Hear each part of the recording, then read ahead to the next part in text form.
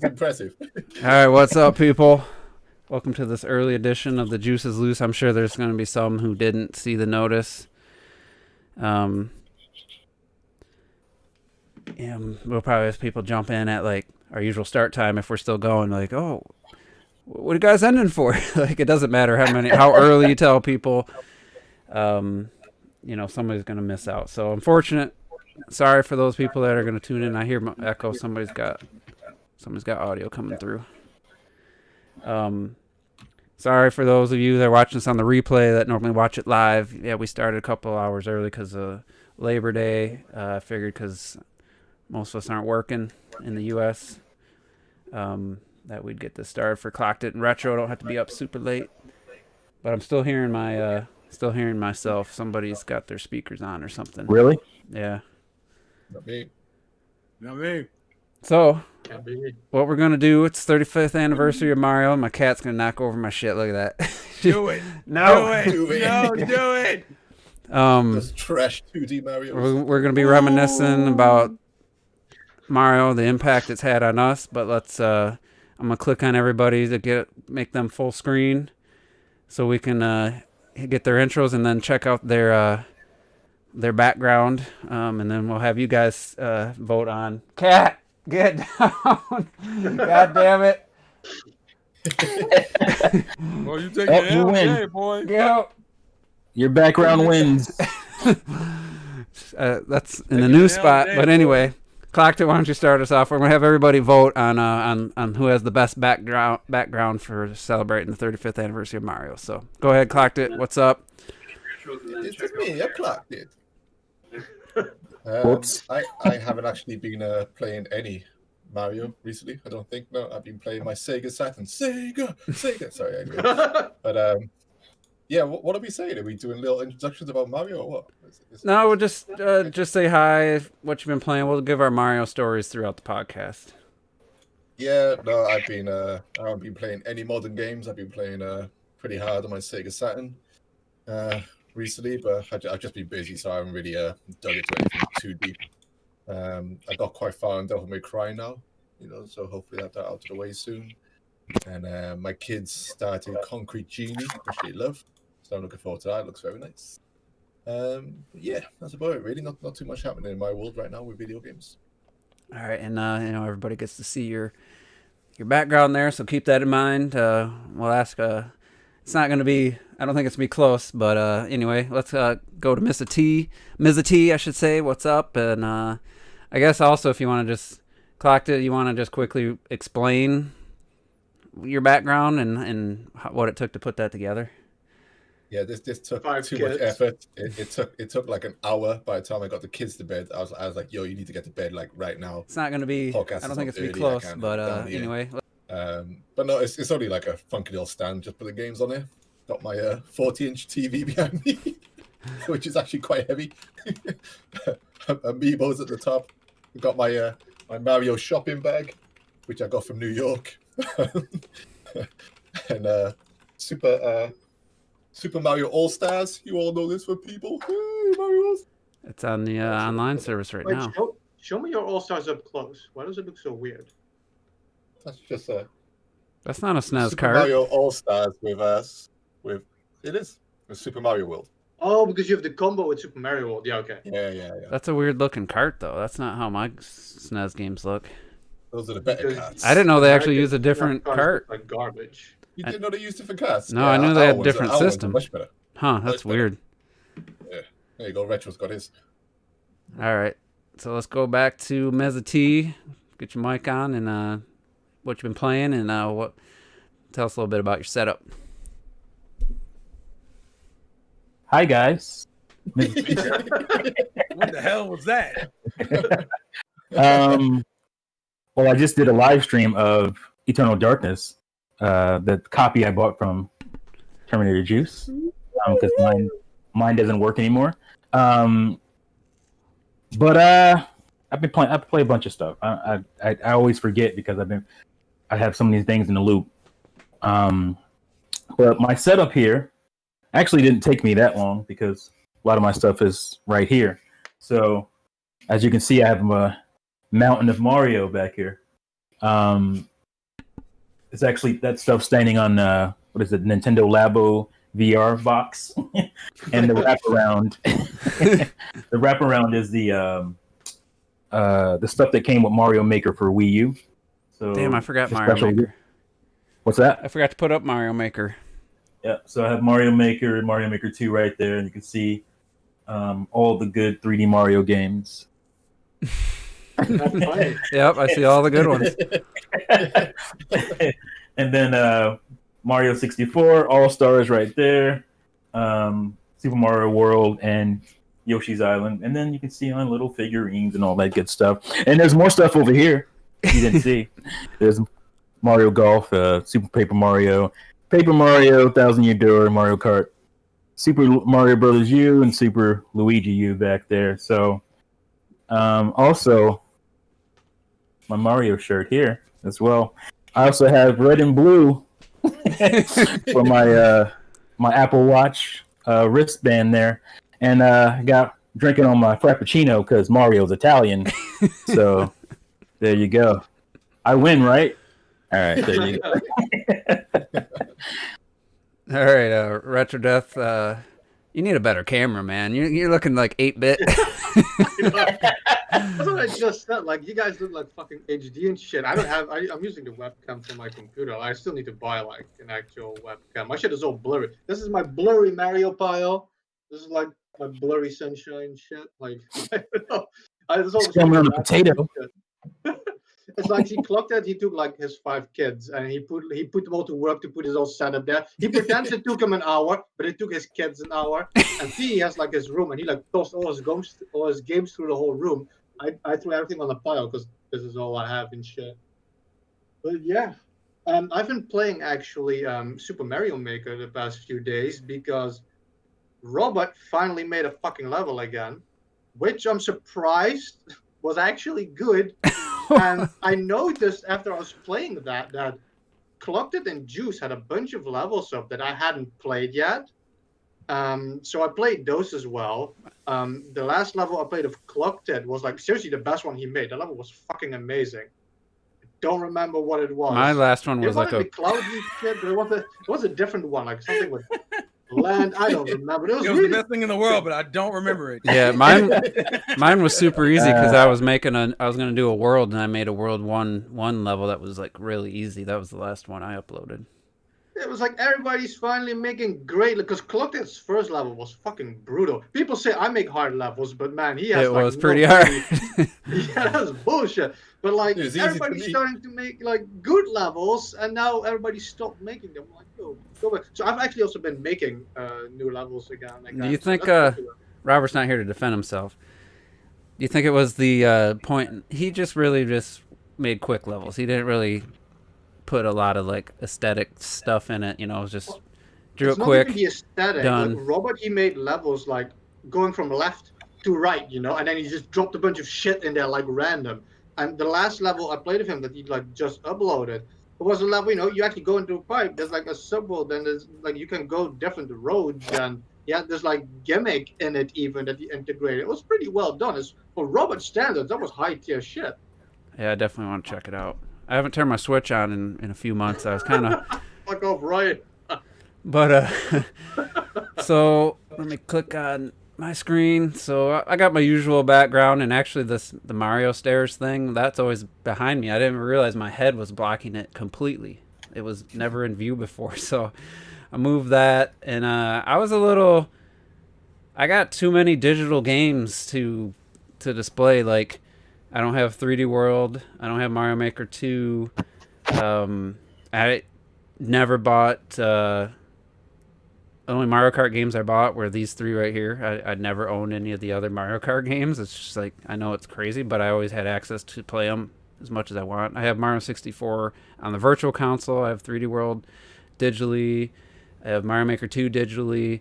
And I got rid of Mario Tennis. I never bought any of the sports games either. So it's like, my collection's really small. So, but, you know, I got the nice poster here to represent 3D World. I got the Odyssey poster here and some amiibos. But yeah, I was kind of disappointed when I got them all out, and I was like, man, I really don't have that many. Because I got Super Mario World, but I don't have the box because it came with the Super Nintendo, so I just have the cartridge, which I forgot to get out. So mine's a little lackluster, I will admit. So I wouldn't even vote for mine. But yeah, guys, let us Your know. background looks pretty fucking good. But the background as a whole, I like. It just didn't have a lot of Mario specific stuff. So in the live chat here, if you guys want to say who your favorite background is between T and Clocked It. Oh, Yeah, then what about Ralph? that's brutal, man. Retro got some good stuff there. Oh, and also He put his Yoshi's Island up. I That's got my nice. Yoshi Island. I've got to prove. also you'll notice a lack of I got a the wor- Galaxy poster. the worst 3D Mario game is not here.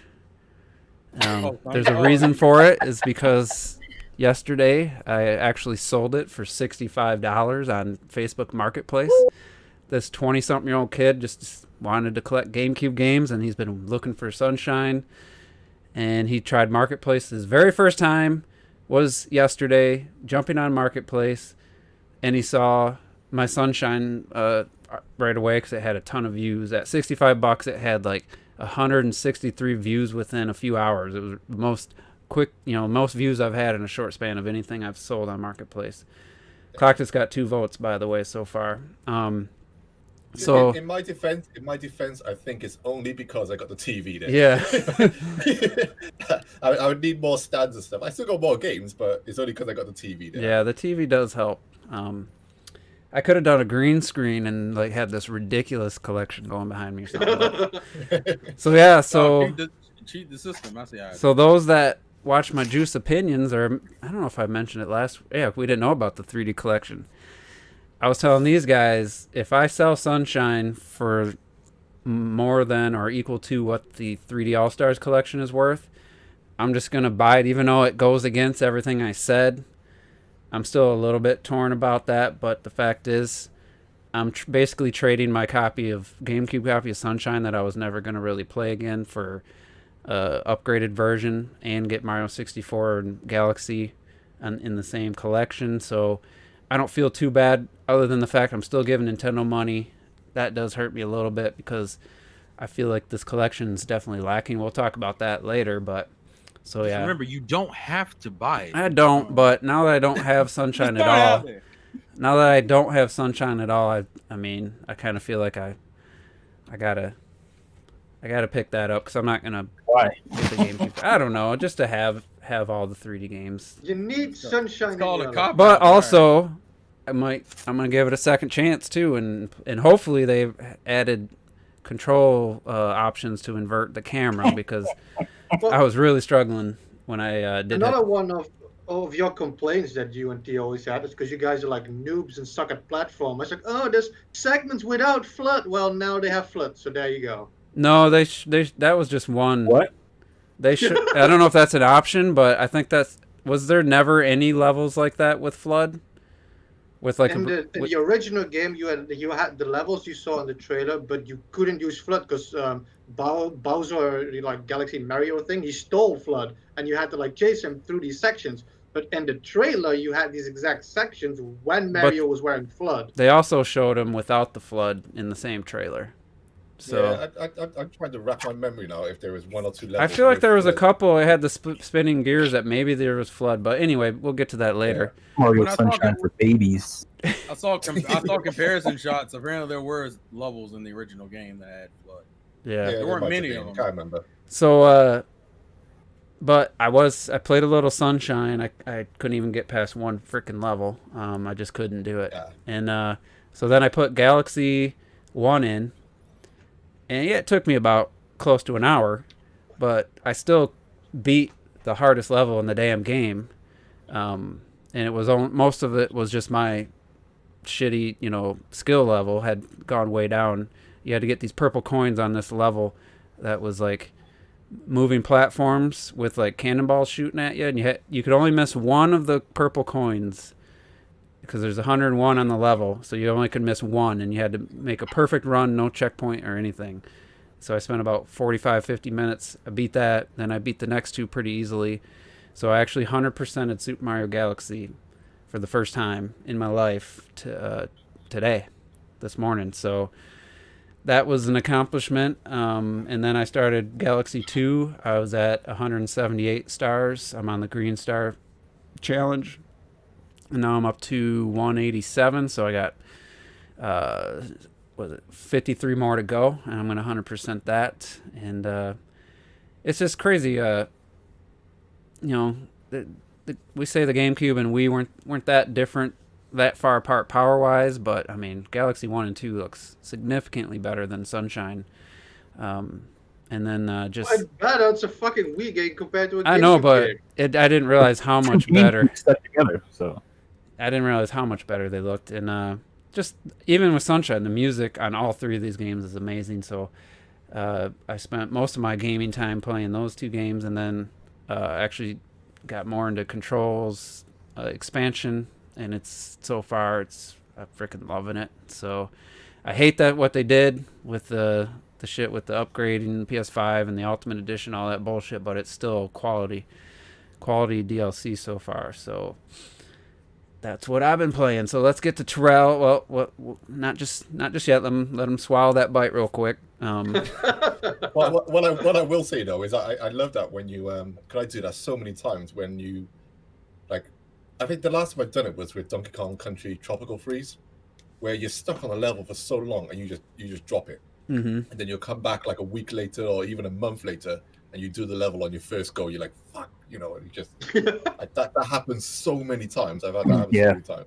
Yeah, sometimes you just need a break and then go back. Yeah, I did that for Donkey Kong Country Returns. I took about a year off and then it was a minecart level, and I just said, you know what, I'm gonna get as many lives as I can in easy levels, and I just went and I spent an hour until I fucking beat that stupid minecart level. It was I would say about just over halfway through the game. I don't remember the specific.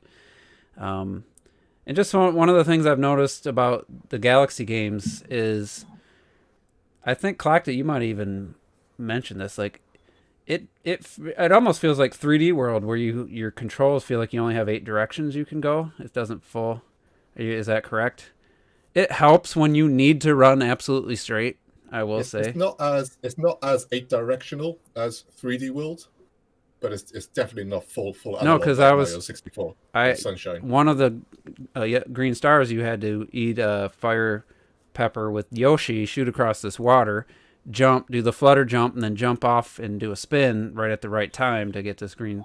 And every time I try to get a line, it's this like, it felt like I had about 15 to 20 degree increments of angle. It was hard to line up, which is something I didn't. Well, actually, now that you mentioned the fireball in Galaxy, you're right, because I remember one stage where you had to get a secret star, you had to break loads of boxes. You had like a cleaning bot. He's like, he destroyed these boxes in a short time with a fireball, and you're right. It only goes in certain fixed directions and stuff. So, like I said, it's not. I don't think it's as 8 directional as 3D World, but it's almost, maybe it's like 10 directional or something. It's definitely got incrementals, but it's definitely not full analog like 64's Sunshine, and that always bugged me just a little bit. And it's weird that I forgot that the fire suit was temporary in that game. Like, it's just weird. But and Yoshi can walk in water in Galaxy 2, by the way. He doesn't disappear. So that's a plus. Need juice to survive. You eat the red peppers, don't you, to go fast and stuff? Yeah, otherwise he just swims on the surface, so he doesn't just disappear when you hit water, like in some games, like some inferior games. Oh, he disappears I forget he disappears when he runs out of juice.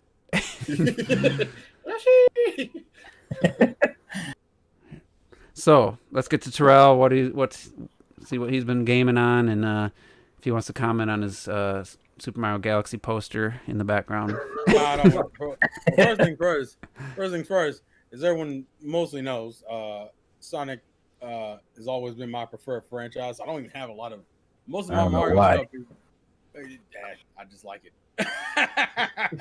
Because we're not getting into that debate. It's not worth it.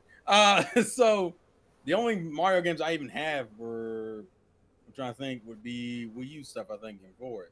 So 3D World, Mario Maker 2, Odyssey, and that it? Might be it. So I didn't think there was any point. Also, we have all these fucking these heavy Mario fans up here with these immaculate collections. I'm like, oh, fuck it. I don't need. I'm not about to waste my time going to go pick up 3 games out of my damn drawer. I ain't worth it. Did you play the other Mario games? I've barely I've at least played a level or 2 from each of them, but they're all on like demo kiosks. Like it was. So never, you guys like, harping on me for fucking not even completing Galaxy 2 yet? This bitch doesn't even play the Mario game in his life. Hey, look, That's different between I- Terrell. We know what to expect from Terrell. You should know better. Yeah, hold it to a higher standard. Take that as an accomplishment. And I will say, just while we're just bringing this up real quick, going from Galaxy 1, trying to find levels and get to the garden and all that, versus Galaxy 2's, like, you're on the Mario head ship, and you step on the pad, and it brings up your levels, and you can just... So that's just, to me, that makes it the better game automatically right there. So anyway, go ahead, Terrell. A lot of people prefer world maps. It's like for example, when I was playing the latest Paper Mario, Origami King, I actually kind of missed the world map from Color Splash for this particular type of game, because otherwise you end up having to run through countless warp pipes, which take a while to get to sometimes and stuff. And sometimes it is better just to have a world map, and some people prefer it. And you still had the little 3D hub. I go up and down. It depends. You had the hub with the spaceship that you could go do stuff. Maybe that could have been a little bit bigger. Maybe just kind of fill in that. But anyway, sorry, Terrell. The only other thing is the games I was playing is Pokemon and SpongeBob were the 2. It's been pretty much consistently that. It'll probably change after next week because I'll be done with SpongeBob probably next week. Pokemon is probably gonna be a constant for the rest of this year, especially when the Crown Tundra DLC comes out. So, yeah. SpongeBob looks. You're playing on PC, was it? Yeah, I'm playing PC. I mean, it doesn't. Yeah. It looked a little bit smoother. The controls looked better than my initial that first level footage I'd seen early. I don't know how it plays, but it looked like you weren't like falling because of any issues. Oh, I was gonna say it plays fine. Like I don't have an issue with the way it plays. There are I think certain characters actually benefited from the remaster versus others. Like the one that you didn't recognize, Sandy. One of the cool things they added is that she can now like kill enemies midair, and I was like, oh, thank God, because her lasso maneuver takes forever in the original game. So it's kind of, I'm like half and half with the remake. There are certain things I like about it, but there are certain downgrades I don't like. Like certain bosses are easier now because they had to pretty much redo it instead of like taking the original source code. But yeah. All right, so what we'll do, there's a few questions, ones we didn't get to last week, and then a bunch of new ones. So let's just try to continue with, I won't have the timer up, but let's just try to run through these quickly. So Terrell's question from last week, which I asked everybody to submit a question. What video character looks like they eat ass? I want real answers, guys. I would say Nero.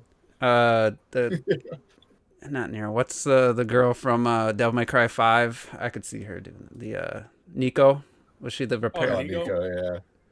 I can see her. Filthy. Anybody else want to? Oh yeah, Mario. I don't even know what to say to that. You know what to say to that? You can't tell. Like I know girls that, whoa, you do that? So you can't really tell. A lot of girls. It doesn't have to be just girls. I thought it was like I thought what girl character? No, video game. We're all about gender equality in this bitch. Okay. Travis Touchdown probably does. Because it'd be a lot easier just to pick dudes. You think did it? Yeah, Travis Touchdown certainly does. I reckon Pearl from Splatoon 2. Pearl from Splatoon 2. Oh yeah. That's a good one. Solid Snake certainly eats ass. They don't call him Solid Snake for nothing. Come up behind you like it. That's funny because I played Twin Snakes for about 2 minutes just to see that the disc worked, and I forgot like how limited your view of that game is, like your camera perspective. I didn't go into first person, I'm like, I was not ready to play that game, so I just made sure it worked and turned it off. But all right, I forgot to turn my air conditioning on. It's getting really hot down here, so I'm gonna ask a question. You guys discuss it. I'll be back in a few minutes. What are your thoughts, Dave97? What are your thoughts on Metroid Other M turning 10 years old? Do you think it's a shame that it remains the last home console Metroid game? Good question. Good question. I know one person that doesn't. That doesn't think Go on, it's who's the gonna go same. first? Should I go? Go ahead. I'll go First, Yeah, claim the first stake. I completed Other M, and like I said, we all agree that we hate the story, but Other M got some stuff. no, I don't agree with that. But you like the story in Other M? I just like Other M in general. I like that it took a different approach. That it put a story like that in there instead of like it made it like more personal and all this shit. It's not the best fucking thing. I'm not saying it's the greatest fucking Metroid. It's definitely at the bottom. But I like the game a lot and shit, and I like the aspect of that they added with the story. He's like, who you talking to? So, See, look at the camera like, really? so Are you yeah, sure? there's our You like there's the our fact that usual the- retro stuff, but They cut off Samus's girl nuts. You like that? You like that? I mean, Other M, They you know, took you her had over the summer, man. speed boost. You had the speed boost. I like the wall jumps in there, the combats. I like the cutscenes and the combat and stuff. And that's some good boss fights. I like all that stuff. I actually even liked when they went a bit Dead Space and you had to walk, even though it wasn't perfect. I kind of like that atmospheric little sections and stuff where you're walking behind Samus. But yeah, I thought the story was trash and it kind of ruined it for me. But then when you actually complete the game and you can go back to the spaceship, I didn't mind that either. So I don't mind it being. Well, I say I don't mind it being the last console Metroid. Like I said, we should have had Prime 4 on Wii U. Like I've always said I definitely think it should have been the last console one. Like I said, it's not the greatest Metroid out there, but I still think it's a great game. The one thing I didn't like about it was the forced first-person perspective bullshit, because it didn't need to be in the game. I loved the sections where you were like running around and shit, and then like dodging, avoiding enemies shooting. I thought that was really fucking well done. I thought the game looked fucking amazing. The cutscenes were just gorgeous and shit. And yeah, I know some people don't like it when they bring like, old established characters and they give them some, pain and shit and realistic and emotions and shit. Like when people have been hit by life after who knows how many years. Star Wars did it. People don't like it. Metroid did it. People don't like it. I like that shit. I like it that they gave Samus more personality than, oh fuck, mother brain, boom, dead. Yeah, feel my nuts. You're like, I need more than that. Feel my nuts. It's They gave her personality. It's definitely a shame that it's the last console game though. That personality of catering to that dude. What's his name? I don't remember. Wasn't that the one where she wouldn't? Adam Malkovich. He had to tell her. Whatever you say, master. I gotta get burnt by this heat because you didn't tell me I could turn on or activate the Varia suit. Like that was just stupid. Hey, Yeah. to kind of go on continue because I finished. I bought and played Other M when it came out. I like that game. I feel like my perspective of it is different though because that was the first Metroid game I'd ever played. So, so I feel like I don't like to go too far in depth with it, but I genuinely enjoyed the game. It does have a lot of dumb sections. With that fucking Adam shit was one of the most offensive things. I thought people were. Wait. So you play Other M, Yeah, but barely played Mario games? yeah. God damn. God. I would. I don't even want to talk to you no more. I think they nailed her persona in Metroid Fusion. If you listen to her text and dialogue in Metroid Fusion when she is speaking to the Adam computer in there, then I feel like that's a great portrayal of Samus in text form. All right, let's move on though because we got some more questions. We don't want to spend all night here. But speaking of Metroid, would you rather Retro Studios make a new Donkey Kong or a new F-Zero game? I say Donkey Kong, but I say Donkey Kong just because we don't know. I mean, Retro Studios are not not an arcade racing developer. We haven't seen it, so let's That's just stick something with what I they keep know. saying. People like, oh, Retro can do fucking everything. It's like, bitch, Retro made like 4 games and shit. But I still choose for them to make F-Zero because we're gonna get a new Donkey Kong either way. We've had one like what 2 years ago, some shit, you know. It's been, No, like, you fucking can't say that. 7 years It'd be for like F-Zero. saying it'd be like saying oh, I'll take an F-Zero, you know, from Activision just because we haven't had one for a while. I'll take a fucking F-Zero from EA at this point. I would rather No, you Retro wouldn't. do it than No, Sega. you wouldn't. You wouldn't want to play it. It wouldn't be finished, Retro. It wouldn't be finished.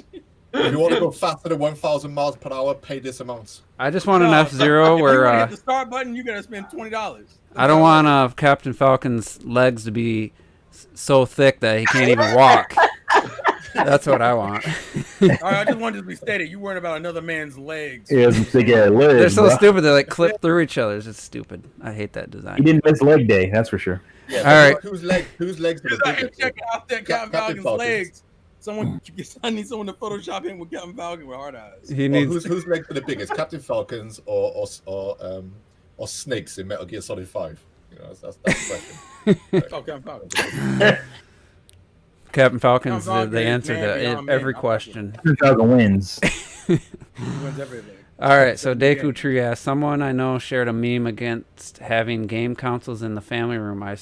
I'm assuming guests would see this room. This would be a relationship situation. Do you agree or disagree? So against having game consoles in the family room. I mean, I don't have a family room, so I can't answer that. I don't know. I got no choice. That's such I a- have That's such a consoles random anywhere question. else. All right, yeah. I didn't get the question. I guess he's just saying if you think Some dudes are insecure. if you're about okay having, with having a game console in a family room. yeah. I would be. I mean, my living room, I have game consoles, so I don't give a shit what people think. How many? I mean, all of us at some point would have grown up with a console underneath the main TV in the living room. Yeah, You know, exactly. it's I don't know how much life has changed for kids, but even my kids right now don't have consoles in their bedroom. You know, that's just me because all my consoles are mine, and they're in the living room because that's where my TV is. What the fuck is happening, dudes?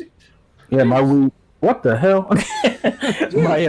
my Wii was for its The whole cat life up there is cycle. the cat is just approaching the camera. The cat is just Cat Mario. exploring. Yeah. All of a sudden, the mic's gonna fall over. Like fuck. For the Wii U's entire life cycle, my Wii U was in the living room. So Yeah. I'm not corny enough to. That sounds care like what other people something think. next gen would have to answer. Yeah, like, Yeah, no. I'm not corny enough to care about what I don't have no other people think. Nintendo Xbox system in can my be in in my the family room. I would Xbox think can be in the ev- family room. I would PlayStation think can't. everybody who even has a game room still has a console under their main TV. Yeah. It's like, Where I was think everybody's Wii at? Exactly. Like, That's a kiddie console. We can let that in. The Xbox, nah, that's in my room. So Deku Tree's got some issues. He doesn't like celebrities being asked to be on like game shows, or not game shows, but shows playing games, promoting games. He gets why celebrities, but why are sports players being invited to gaming, anime, and etc. events? I hate this. Free marketing. Well, I Well, spoke about that. football I think players I did a are- video on that before, where I think it was to do with the Game Awards actually, and you know you had like Kristen Waltz and stuff like that, you know, appearing on the Game Awards and stuff. And I'm not against celebrities coming and talking off games and showing all this stuff. My argument at the time was, the gaming industry has its own celebrities. Let's try to use them more than relying on outside celebrities all the time to Yeah. promote whatever. Instead, again, Usher fucking on stage. Yeah, but a lot of the yeah, Let's get Koji Kondo or something, but a I lot have of a the problem with the celebrity show. I'm not like I'm some big celebrity proponent or anything, but there's people that just outright don't like celebrities because they're celebrities. It's like, like they're not supposed to have an opinion on politics or gaming or any yeah. of this So you stuff. don't want Some have people, they still have interests. So as long as you're actually genuinely interested in gaming, that's cool. Like everybody loves Henry Cavill I was because he just gonna loves say that.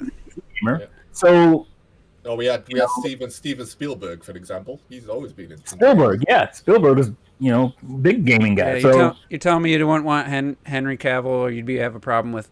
Well, he said sports players, but a lot of the sports people in sports are young. They're young. A lot of NFL, NBA stars are in their early mid 20s to hitting 30, so they're young. They're gamers. A lot of these, that's what they do. They've been playing games their whole life. So we grew up when there was a stigma. There's no stigma anymore with gaming. So there's a lot more game than when I was young.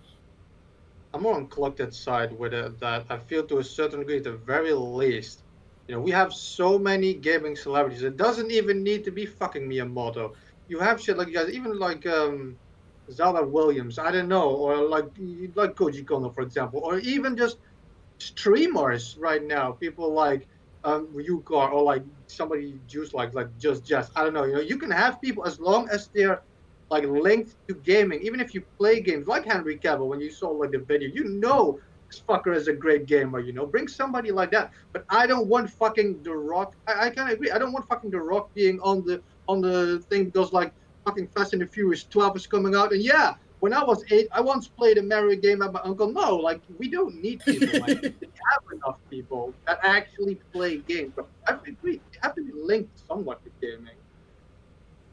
all right, so I just feel like nobody should have to pass like a litmus test. No, and gaming. It's just only cringeworthy when you can tell they obviously don't. Yeah, when they don't know. They're not into gaming. Who was that YouTuber who done that E3 event before? Oh, God. And he messed up, like, he didn't even know what Need for Speed was, and I was a gamer. The guy, and he kept screaming terrible. Yeah, and he was just horrendous. He was just like, he's just like, he didn't even know what the game was. I'm just like, yo, come on, man. It's like he's looking for his teleprompter, he can find it. Yeah, you're talking about Jesse. Get Jess on there or something, to promote this stuff. It's like, we don't need people who can't pronounce Hyrule or don't know what Luigi's Mansion is. Yeah, and Visor Grunt makes a really good point, because everybody loves Henry Cavill. He's on The Witcher. He built a PC. It got like millions of views on Instagram. But as soon as Brie Larson started talking that she's a gamer, for some reason people still hate her. They didn't. I gotta say, when she did an interview on Hot One, the wing eating show, with the guy asked good questions, and he's like, "So why don't you tell us why you said Super Mario 3D World is the best Mario game of all time?" And she's like, she gave an answer that wasn't like super in depth. So I mean, there's a chance she doesn't truly, believe that and just said it. But she's like, well, it was, but I think the new one might be even better or something like that. But just knowing that someone loves that game, or hopefully I take her on her word that she actually loves it. I did start thinking more highly of her. I mean, highly of her. She's a Metroid fan as well. She made the mistake of saying, "Oh, because the Whoopi Goldberg Disney movie, what was it? Where it got bad reviews." So she made the mistake of saying, because it was getting kind of mediocre reviews, that maybe male white guys don't understand a story about women of color. Mm-hmm. And so all the so-called alpha males got butthurt about that. Like, oh, they're so tough, but they get so bent out of shape about these little things, these tough alpha males. And so they all dogged her for that, and then they start dogging her movies, start dogging Captain Marvel and all this stuff.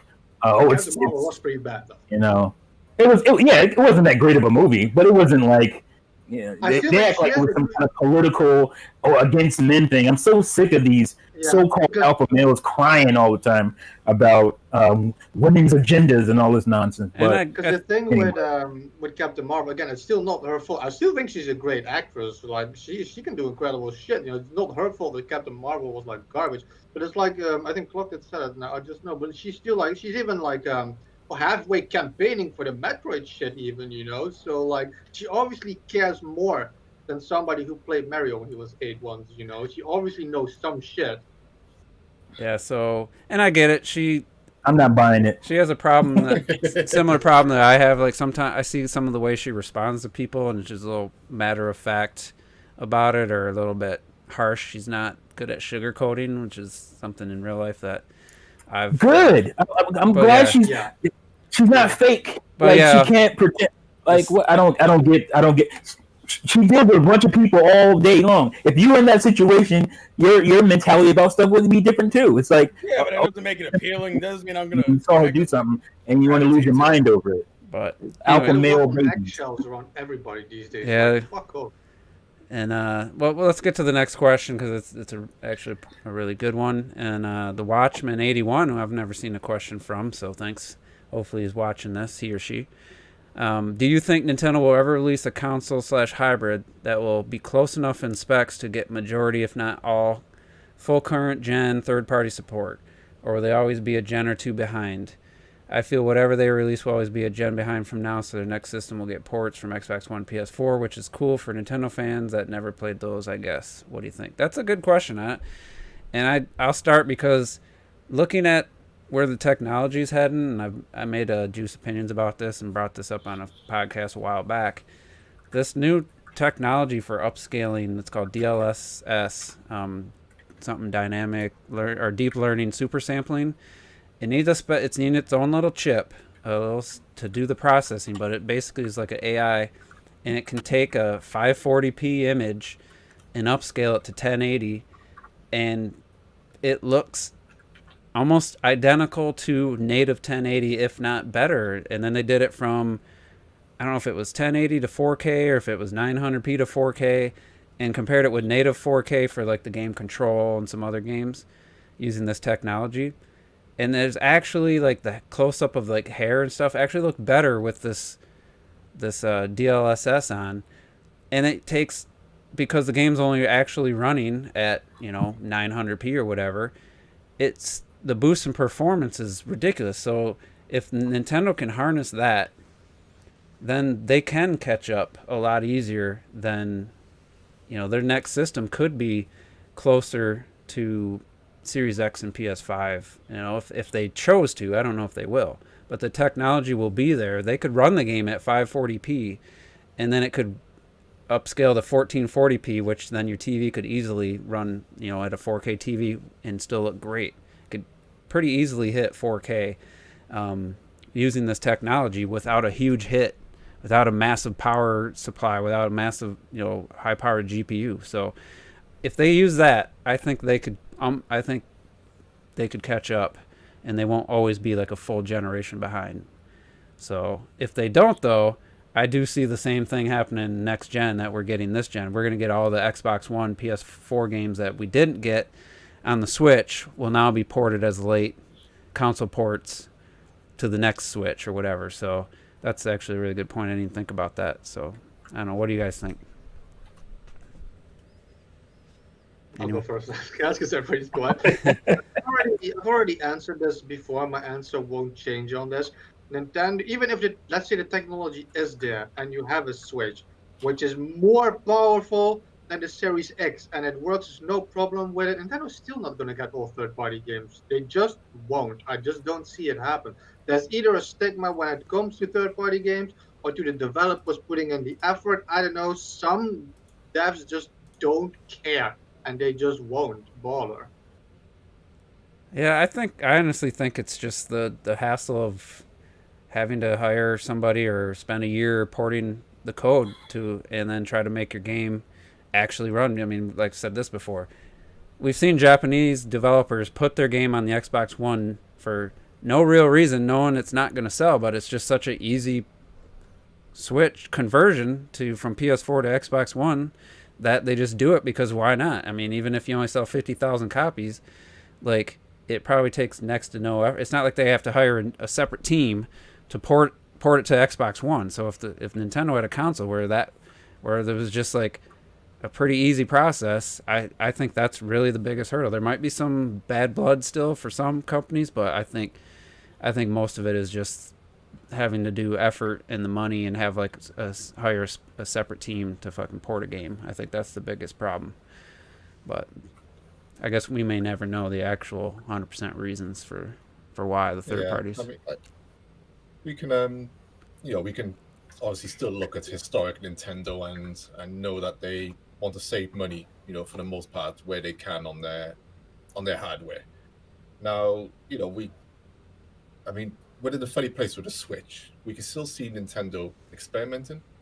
We get stuff like Labo, we get stuff like 1-2 Switch, we get stuff like Ring Fit. or just Labo in general, and Ring Fit, and even this new Mario Kart AR thing. They still like to experiment. So you feel like they're still going to have hardware to accomplish what they need to accomplish. I agree. That the way consoles are going now, things are getting easier. I think that's helped with the Switch. But then I also agree with retro. I think even in the Switch era right now, even with its success, even 3 years in, coming up to 4, aren't we? We still don't even see some of the old gen games. We still don't see Grand Theft Auto. We still don't see Call of Duty. We still, which is it's maybe it's still the stigma of the Wii U suck balls or whatever, blah blah blah. But that's still a developer thing.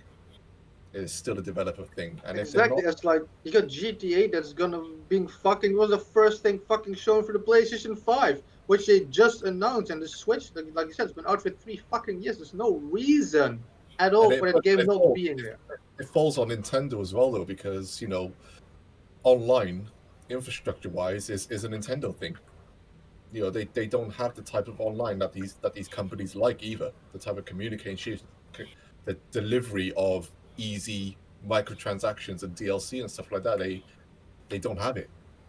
So that makes it harder as well. So I think it's we know what it's like. It's developers, it's Nintendo, it's the hardware. It's just a mixture of things, and I think it's always going to be there. I think one thing, none of them will always align. Something will mess up, whether it's the online, whether it's the console, whether it's the developers, whatever. Something will always be out of sync that will stop 100% things. Well, I think right now it's just look at Doom Eternal came out 5 months ago, and Panic Button's been basically they put all hands on deck for the PS4, Xbox One, PC version. They said the Switch version they were going to go have their full team back working on it after. So 5 months later, I guess it could come out next month. We don't know, but it could. Let's say it gets pushed into next year. How many 7, 8, 9 months, whatever. Let's say it turns out to be a year later. Like, how much money did they have to pay Panic Button to make that game? Like, and Grand Theft Auto's the one game that excuse don't fly with me, because that game's made billions of dollars. They have the money to throw $5 million at a Switch port and put everything they can into it and make the best looking game on Switch. They have the tech, they have the talent and the finances to make Grand Theft Auto 5 look and run great on the Switch, because it looked and ran great on the 360. They figured out ways to make it work on that hardware. So it's possible. That one's, who knows, but I also think the cartridge size is really the sticking point, right? I think it's the big thing over everything else. I would guarantee you it's the number one reason Call of Duty isn't on the Switch is the cartridge size situation. I don't think it's that. It's the problem is the game. Well, the games are 100+ gigs on the other systems. Yeah, but that's the developers again. That's just, they don't care about when you have a 1 terabyte hard drive just built in. They don't care about optimization like that. No, but to take a 150 gig game down to a 16, it's just not. It's not practical. So I'd be curious, because the Wii U got 2 Call of Duties, and it was just the sales dropped off. That was the thing, because they got 2 games in successive years. They got 2 Assassin's Creeds. It got the support because it wasn't basically a 360 level power, and it was getting the 360 version, and it had the same media format. So there was way less hurdles with the Wii U. So we saw the games came, it just no one bought them. So they said, well, what the fuck? This ain't worth it. So it just seems like every generation's it's something new. I don't think it's, if you took away all issues, if the next Switch had 2 terabytes of storage, discs, and the power of at least the PS5 level power, I think you would get every third-party game that's successful on the other platforms. I think would come to Switch, or come to the whatever Nintendo system. I think you would now, after the success of the Switch. I Yeah. think you would. Yeah, like with Nintendo, it's always got to be like Nintendo. And it's I've been saying it for a while now that like Nintendo was gonna have to have a generation where they financially justify the level of investment, so that when the next gen after it came words, as long as the Switch was doing like as long as the next console was up to par, they're like, all right, fine, fuck it, we'll put money on it because we made money on you last gen. But like for them, it's always like I hate the fact that there's always like a stigma behind it. And I low-key wanted to mention it because some dumb shit came out today. And I'll just quickly mention it. Kingdom Hearts creator was talking about the rhythm game that he put out, and he was like, I was like, well, what about the ports for the older games? And Square was like, oh, it'd be too technically challenging on Switch. And I was like, you mean for PlayStation 2 games? Like, the fuck? Like, are we still doing this? Like, it's always some dumb. I feel like there is some, and it kind of goes into whether or not you believe in this whole Nintendo bias nonsense, like whether or not you believe that's a thing or not. I low key do believe it's somewhat of a thing. The industry in some aspects kind of tries to push Nintendo to the side. Yeah. And I feel like when it comes to third party, that's like the most obvious representation of it. The problem is that every third party complaining situation always had something else, like, oh, it was the cartridges, oh, your system isn't as strong, oh, your online infrastructure isn't as good as the other consoles. So people always thought, oh, it's something like that. I also low-key think that there is a bias against Nintendo in that sense. The industry, I don't think the industry has, I say ever, I mean, we're going way back now to the NES. I don't think the industry has ever wanted Nintendo to be the lead platform. I don't think the industry has ever wanted that. When I say the industry, I'm talking about the big third parties who essentially have as much influence on the market as the console manufacturers themselves. So Right. even if you go back to the SNES, yeah, EA was still funky with the SNES, man. They were still funky with the SNES. You didn't see Road Rashes and stuff like that. Yeah, you still had. A lot of people said, the SNES could have run Road Rash. Fuck off. I reckon it could. They were still funky with them then. And then obviously the N64 happened. Still little funky stuff going on. And then when EA thought Sega could take over and EA pumped everything into Sega, Sega said to EA, piss off, unless you do this. So EA drove the industry in that sense, and then a lot of other developers drove the industry in that sense, and didn't want Nintendo as a fun thing, because it's not just about what Nintendo do with their consoles, it's how Nintendo finance and deal money-wise with the industry, which is vastly different to what Sony done, a little bit different to what Sega done, because even Sega would try to throw out the money. And then obviously Microsoft threw out the money as well, and still throw out the money. The industry has changed so much like that. If Nintendo were the front-running console, a lot of these big third parties would be different. They would not be. I don't think they would be as they are today. I really don't. Well, it's also because like on the other consoles, third parties have just as much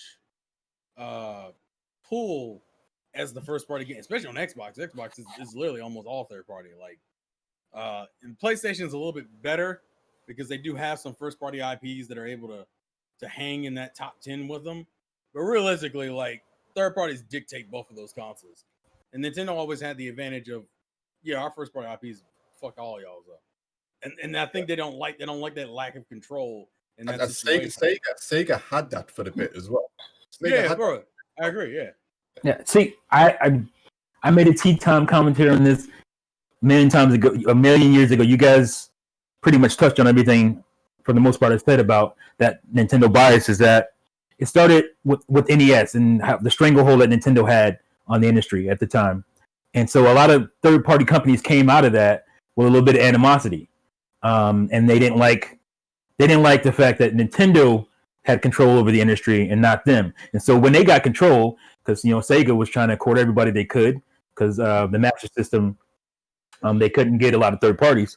And then when it started to open up, it's then when PlayStation hit, it was pretty much over at that point. And the third parties control, they had all the pull. So they don't like the fact that Nintendo doesn't cater to them. Mhm. It's pretty much that simple. That's the best way to put Everybody it. else caters to what third parties want. But Nintendo kind of does their own thing. They make their consoles for their games, and then you need to kind of, bend yourself to our stuff. And third parties don't like that. So any opportunity they can get to to not do something for Nintendo, they will do that. No matter how much Nintendo sells. That's why I'm trying to people all the time. Is like, oh, if Nintendo does this and they sell crazy, then all the third parties will show up. No, that's not going to happen. Even if Nintendo had a PlayStation 4 caliber console with disc, all this stuff, there would still be BS because they don't have the same go at the console or Nintendo's console as they do with everybody else's. So that's my take.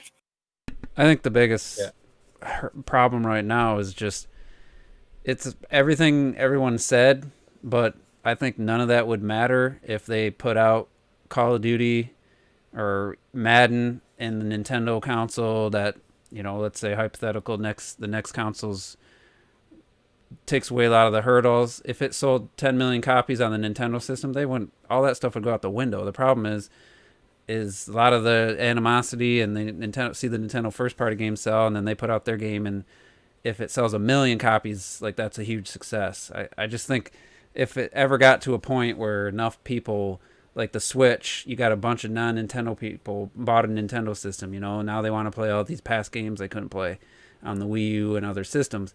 If those people, like the normal Xbox, PS4 guys, switched to an actual Nintendo console and they saw significant sales, I think everything else would melt away. But I don't think that's ever going to happen. I don't think the Nintendo fans are ever going to... I don't think the Nintendo system's ever going to get those. Here's the problem at this point, is that you have decades and generations of people who don't play Nintendo consoles or play it for that. So even if they get all these games, they're not going to sell to the level they sell on the other systems because everybody's used to their PlayStation or their Xbox or whatever to play that stuff. And so to get enough people, I guess I'll buy a Nintendo console, when apparently they don't like Nintendo games at all. So why would you buy a Nintendo console? Like, they already have the games they want apparently on their own systems. So if Nintendo doesn't make games that they care about, and they probably never will, then why should I even buy a Nintendo console when I can just buy my console and get all these games and all my friends are here? And so because look at the Wii. I mean, the Call of Duty games sold over 1 million every time, so they put out like 4, I think it was 4 total, maybe 5. They did the Modern Warfare Reflex, and they did Black Ops, Modern Warfare 3, Black Ops. No, they didn't do Black Ops 2. That was Wii U. I want to say there was a World at War. They did like 5 Call of Duty games on there, and they sold enough to justify they kept making them. So on Wii U, they figured, let's continue the trend. And then they sold, I think Black Ops 2 sold 300,000 and Ghost sold 180,000. They're like, I guess that those million sales every time is done. Look what they were lacking. Yeah. At that point, they should have got everything. It was understandable for the Wii, but the Wii U, we should have gotten all the bells and whistles that the other consoles DLC got. was I missing. think we were missing shit on Just the DLC packs, but honestly, Black Ops 2 after Voice chat. the first or second patch, it had voice chat. I'm just saying the system wide, they liked that. Yeah, I mean, but it worked just like the PlayStation 3, where you had to be in the game in the lobby for voice chat. But I'm just saying that's an excuse that they can use. I think, but we're still. The problem is because of how me Nintendo. saying. Sorry, go on, Joe. Go. I was gonna say, because the problem is that, like, Juice's theory is based on if we got like a Switch or a new Nintendo console in general that was on par with what we're currently getting with like PlayStation and Xbox. The fact that Nintendo always goes their own way about things, the bias is still there, but you can always use all these other little things as a cop out. Like, oh well, no, see, the Switch isn't as powerful, so that's the reason. Or it was like, it's like it costs too much money to downgrade a game, so that's the reason. But like low key, and that's the reason why people don't believe in the whole bias theory, is because you always have these other little. Well, the reasons. GameCube had, I mean, other than a few few missing like Grand Theft Auto. The GameCube was like, I mean, it was almost parity with Xbox and PlayStation with a few exceptions. You know, that's Well, just, no, I thought the You've gone 15 years now without these companies cultivating an audience on a Nintendo console. That's not gonna bode well for your version on a Nintendo console, your version of a game. yeah. So it's just, I mean, I don't think there's any. they don't want to invest. There's no short-term solution. There'll always be excuses from. But let's get to this last. We'll go to one more question, and we'll get to a few topics, and then we'll start talking about the Mario anniversary. So I don't think we had 45 seconds each on that one. no, Roy Relapse has the current strategy of bringing over older games before new installments to the Switch made you less excited about the next Nintendo console, i.e., less likely to buy one at launch. Their current strategy for me, with their releases and stuff, has got me doubting if I need to see them. They need to basically win me back over to buy their next system at launch at this point. So that's basically my answer. I will still go ahead. This is such an early question Yeah, it is. to ask. You know, it's quite an early question to ask. I haven't, as much as I'm complaining, it's not like I'm so down on a Nintendo that I would, refuse to buy their console, at launch. But what I will say is that it is, without a doubt, I am vastly more interested in what they revealed in terms of their online, and in terms of our history with them going into the next machine. I'm interested to see what apps carry over from the Switch to this next machine. If they start again, what do you do? And at launch, if they have Breath of the Wild 3, let's just throw it out there. They got Breath of the Wild 3. That Nintendo fan in you, even if that console is as bare bones as shit, how do you ignore Breath of the Wild 3? How do you do that, even when that console is shit? In terms of features, if someone can answer me that, I can answer it. The way to get, or at least to hold up to principle, because that's what you're talking about, right? Yeah. On a Nintendo console, obviously you still want those Nintendo games. Then I would say only buy those Nintendo games. Don't give them licensing money from any other game. Don't buy any indie games. Certainly don't buy anything from the eShop. Mm-hmm. Because, obviously you're worried about things carrying over. And if it doesn't carry over, then that's your answer right there. So we're all Nintendo fans. We want Nintendo games, but only buy that and buy nothing else on that console. And when they don't make money outside of their own games, maybe they'll get the picture. Mm-hmm. I mean, a lot of things need to happen for me to just say, yeah, even with a great game, I'm buying. Like, both ways. There's more bad could happen, or there's some few good things they could finish the Switch with some really good 2 years of great games, done with the old games, and maybe, I will give them the benefit of the doubt, but it's too early to say, Yeah, I would say like their current strategy to me doesn't really mean anything as far as a new console is concerned, because one, Nintendo tends to change it up every console, at least as of recently. Well, that's the problem. Well, I know. If they start over with I can understand that, but I'm just saying the question is like, how does their current strategy make me feel going into the next console? I'm like, well, it doesn't really matter because I'm gonna judge the next console on the reveal, on the features we're told, and the games are announced. Like them re-releasing games doesn't really factor into that at all. It's now. Well, the quality is what factors into it, because Switch is not up to Nintendium standards. So, the way I'm feeling right now, I'm not buying the next console day one. I will wait to see what happens. Yeah, because I mean, for me, it's very different for me. This is where I'm like ultimate fanboy shit. I don't care.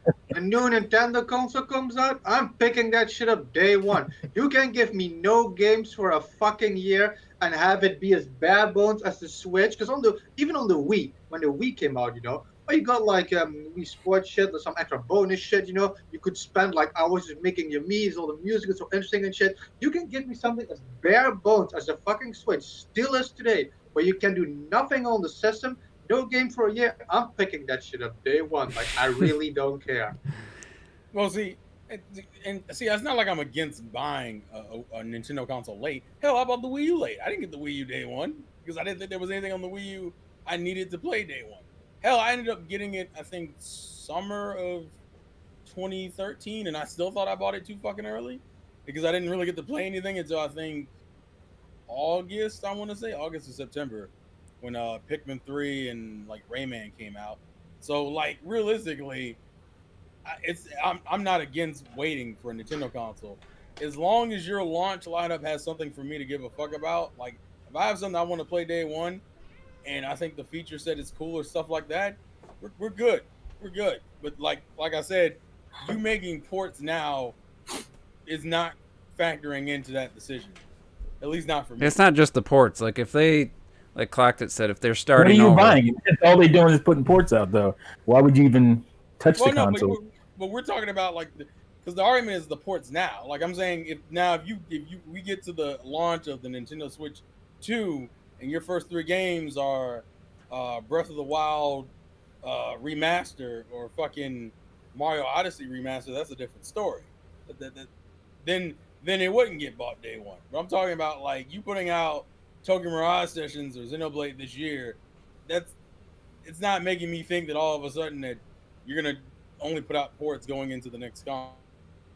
Well, what about the idea that they start over with the account system? None of your digital eShop games carry over again. Backwards compatibility is gone again. Like that's the kind of stuff that to me more so than just the old games. Like if they just don't, if they continue to not carry over stuff after we've seen what Xbox has done now, for what 2 generations? Well, they cut the 360s, the Xbox One. Yeah, Xbox. He's definitely sitting real still. But yeah, if I just once, like I said in my juice opinions, once you see like something being done, like oh wow, that's probably how things should be done. Once your eyes get open to certain things, it's hard to, for me anyway, to accept. So like people talk about games been stuck on the Wii U. These Wii U games have been stuck on this system, and we're like, well, the next generation, you have a new library. You don't bring the old library over. But now, like with the digital age, I want my library to carry over. I don't want to have to rebuy them. I want them to just be there. Like, and if they don't do that again, to me, it's gonna take Breath of the Wild 3 to even get me to even consider getting their system, let alone get it day one. So anyway, we gotta move on. Malik asked a question too. This one we can answer quick. Going from 5th to 6th gen games got cheaper. Will this ever happen again? No.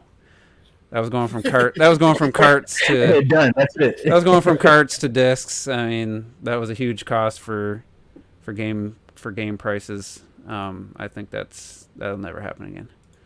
I always hated it when 64 has gone up in price. Look. Yeah, I always hated it when games were on the, because I like, as a Nintendo fan, we used to have like games for us cost like $50, and I was always laughing at the PlayStation. Yeah, look at these idiots! They're buying games at like $70 a pop and shit. Always when they launch. But we're not going like down in price. We're going up because now for Nintendo games you often pay like $70 for a Nintendo game and shit. Like it changes, but it's definitely not fucking going down. All right, so let me ask you guys your thoughts on CD Projekt Red just announced that they're releasing The Witcher 3 for the PS5 and the Xbox Series X with enhancements to take advantage of those systems. And then they followed that up by saying if you have your PS4 and Xbox One disc, you put it in the system, you'll be downloading a patch to take advantage, and you'll get the PS5 and Series X version basically for free. So that's an example. We've been talking about other examples of companies doing bad things. That's an example of a company just what I feel doing the right thing. And Terrell, you might want to jump back in because your camera keeps freezing. So what do you guys think of CD Projekt Red just kind of going the opposite route of most of these other companies when it comes to the next systems and giving a free upgrade via backwards compatibility with the current gen game?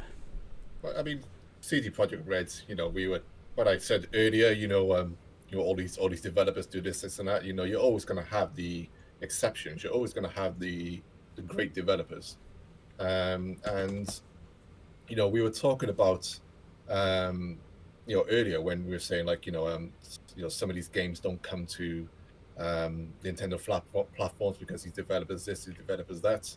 But you do get sometimes great developers who say, we want to put our game on the Nintendo platform. We know we can get a crowd there. We know our game's quality, at least for the most part with Witcher 3. And we'll make the effort. And not only that, we will build up our own fan base. Because that's what some of these developers remember.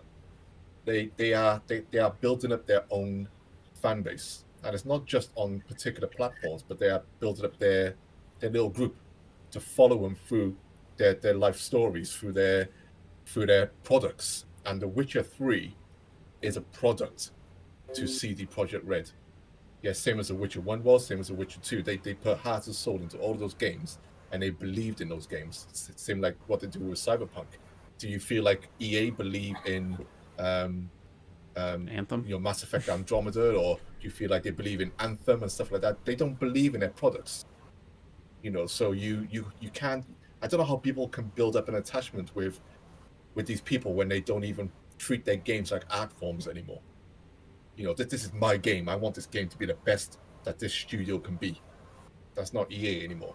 Whereas CD Projekt Red are still like that, and they know their fans will follow. Blizzard used to be like that. I used to rate Blizzard quality-wise. I would rate them up there, even though they had vastly less games out. Quality-wise, I rated them up there with Nintendo, because you can't have a company that makes Warcraft, Warcraft 2, Warcraft 3, Diablo 1, Diablo 3, StarCraft, Brood War, World of Warcraft, and have all these games just oozing with love and care, and building up that fan base, and then they fuck us in the ass with Diablo 3 and Diablo Immortals and stuff like that, and you start seeing this company changing. You're like, who are you? You're not that, so I don't know where I was going with that, but that's I was what I just feel gonna about say, CD Projekt Red. no matter the fucking topic, it always ends up with just like Cluttered hating on EA. It doesn't matter where we start. That says a lot, doesn't it? But sometimes you used to feel that with them, a bit back in the day. I felt it with Desert Strike. I felt it with Mutant League Football. I felt it with Road Rash. Hell, you'd feel it on the GameCube a little bit. I got a ton of GameCube EA games. I got a ton of them, but you still feel it there, but it just disappears, and you start seeing it in their FIFAs. You start seeing it in their main games, and you just like. Well, who here has The Witcher 3 physical?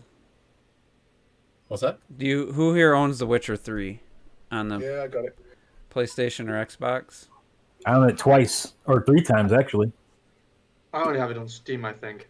I So- don't even I have it on Yeah. GOG. So how do you feel knowing that you get one of these systems in the next few years and you put that disc in, and basically you're getting the PS5 and Series X version? How does it make you feel about them as a company?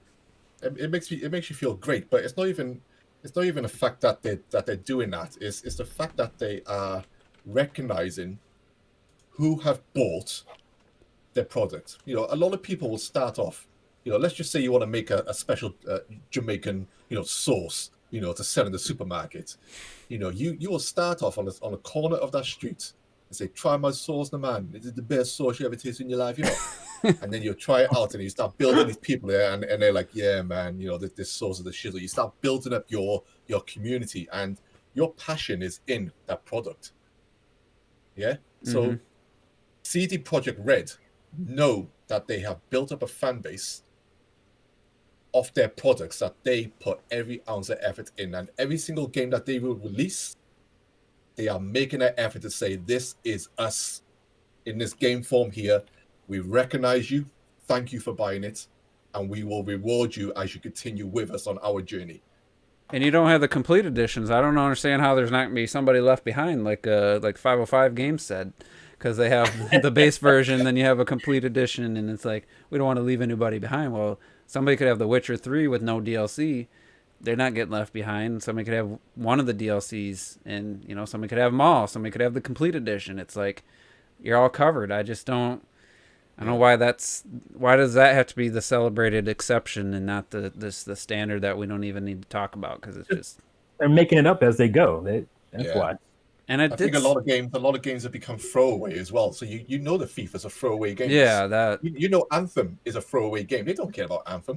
Let's just get on something hot right now, support it for a bit, make as much money as we can, and move on. They don't care about it. But you could tell playing Control that the people who made that game, they care about that game. Maybe not the publisher, but there's a lot of little details thrown into that game. Like every document you read, somebody had to think of, type this out, and then put redacted like black marks in it in specific spots to try to give some kind of effect when you're reading it. And it's like you could tell they were passionate about that game. And then I think there's a difference between like loving the game you made and like what Claudio said, like respecting your fan base who actually purchased this. Yeah, it's about respecting the fan base. And The Witcher 3 sold way better than Control. Let's not forget that. Like I think I saw, I don't know if it's 30 million. I don't know if it sold that well, but I know it sold really well on PS4. I wouldn't be surprised if total on PC, PS4, Xbox One if it was 30 million, but. So it was a bigger hit. So obviously they made a ton of money. Well, didn't they say recently that like 70% of their sales bump was because of the Switch version and stuff? Something like that, yeah. Yeah, and it's more than just putting your version of The Witcher on the Switch while the Switch is hot. They said if we're going to put this game on a Switch, we're going to give you everything. We're going to make sure we give you everything. And already now. Yeah, if CD Projekt Red managed to get another one of their games onto another Nintendo platform, you know that they've already built that rapport with the people who bought that version. You know that they've built it up, and I feel like that's people forget that. I think they a lot of developers forget that. Like I said, you are selling something that you have made, and in today's world, so much is throwaway. Just like when you buy a microwave and stuff like that, like where your old man will say, I've had my shovel for 50 years, probably because that guy who made that shovel made him in his back garden and put all his effort into selling that product because that was his life. Whereas now most shovels are just from a trash supermarket. Yeah, you can tell when something's made in a warehouse. Aren't they doing the same thing with Observer too? Like. Because I have the original Observer game on PC, and I thought they were doing like a next-gen version, if I'm not mistaken. They're not a big company, and if they're doing that too, that's atrocious. Like I just checked, Juice. I have a physical copy of your game on PC, which you don't see anymore, because I like the game so much, and then for them to do that kind of tactic, What were you saying? And they're a small company. It's not like they're a big, greedy, money-grubbing, they don't care company. They're a smaller. So I could be wrong. I hope I'm wrong about that, but I thought their next-gen version of Observer, also, you have to buy the game again. What were you checking on there, Retro? 28.3 million, The Witcher overall sales. Okay, so yeah, I mean, it made a lot of money, so maybe... But still, like T was saying, the smaller companies are doing the same thing too. All right, so we got the Nintendo 35th. Great. I'm sorry. Mario Bros. 35th anniversary. We gotta talk about that. Let's see, 16-minute video they dropped. So people said there's gonna be a direct, and there was. And then the funny thing is obviously I gotta give credit to. It is a good year to be a plumber, Emily Rogers. So all the leaks and stuff were right, but I will say a lot of people panicked, or somebody gave them false information. I don't know if you guys followed this. It wasn't. Are you really going to give her credit for? Are you being sarcastic? No, well, he's real. she was the one that started with the He's that there's real. going to be Mario games. She didn't specifically Right, name them all. It's Mario 35th. She made a vague statement But- about it's going to a good year to be a She plumber. did take credit I for couldn't get that. Paper Mario already covering that statement. So, but there was a lot of people who this was leaked or rumored early this year, and then somebody just put out a video where there's a promotion thing February. that says April.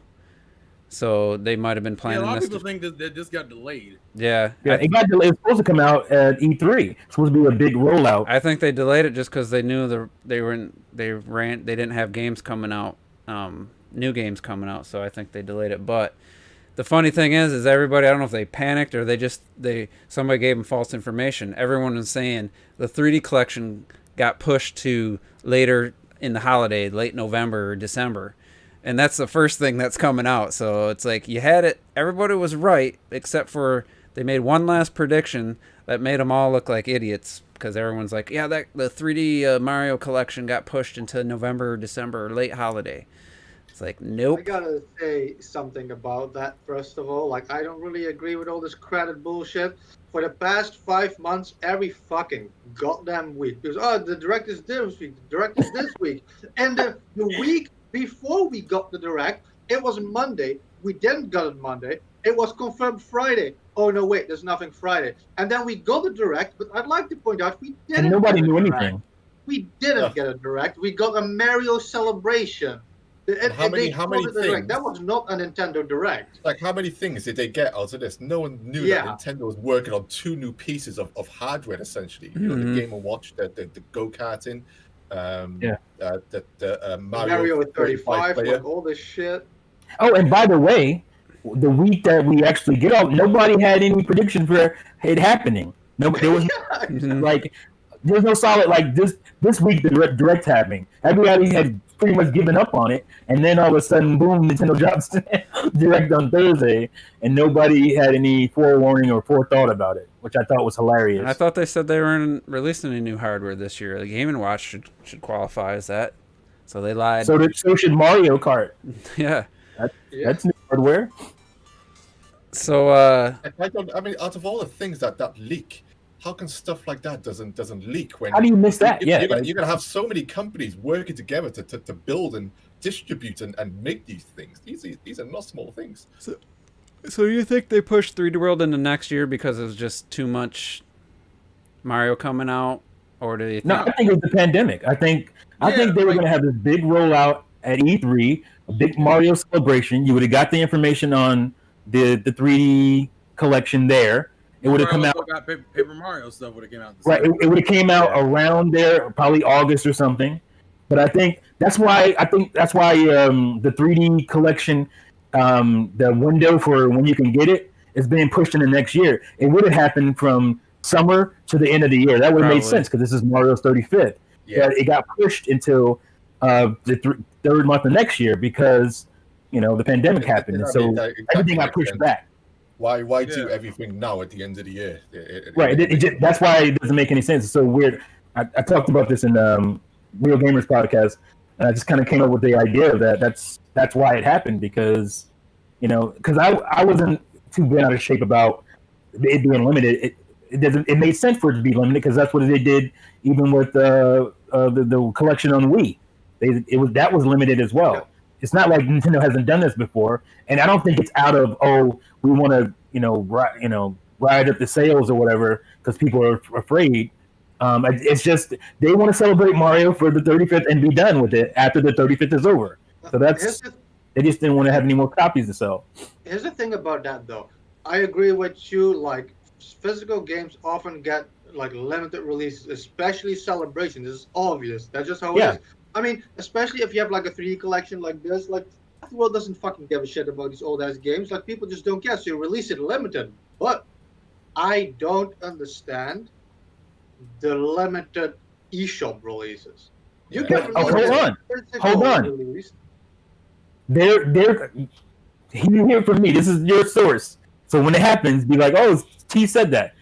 I guarantee you, next year, Mario Sunshine, Mario Galaxy, and Mario 64 will be separated. And you can buy those games the 3D, the new Yeah. version Yeah. on the eShop. I guarantee But they're just not going to sell them together for the 35th collection. Yeah, But that's a good sell them point. separately. I guarantee you. What I'll say to Retro about at least about this is that I don't even feel like this is a 35th anniversary collection. At least not No. in digital. Because it's called Super Mario 3D All Stars. It's that's the name of the game.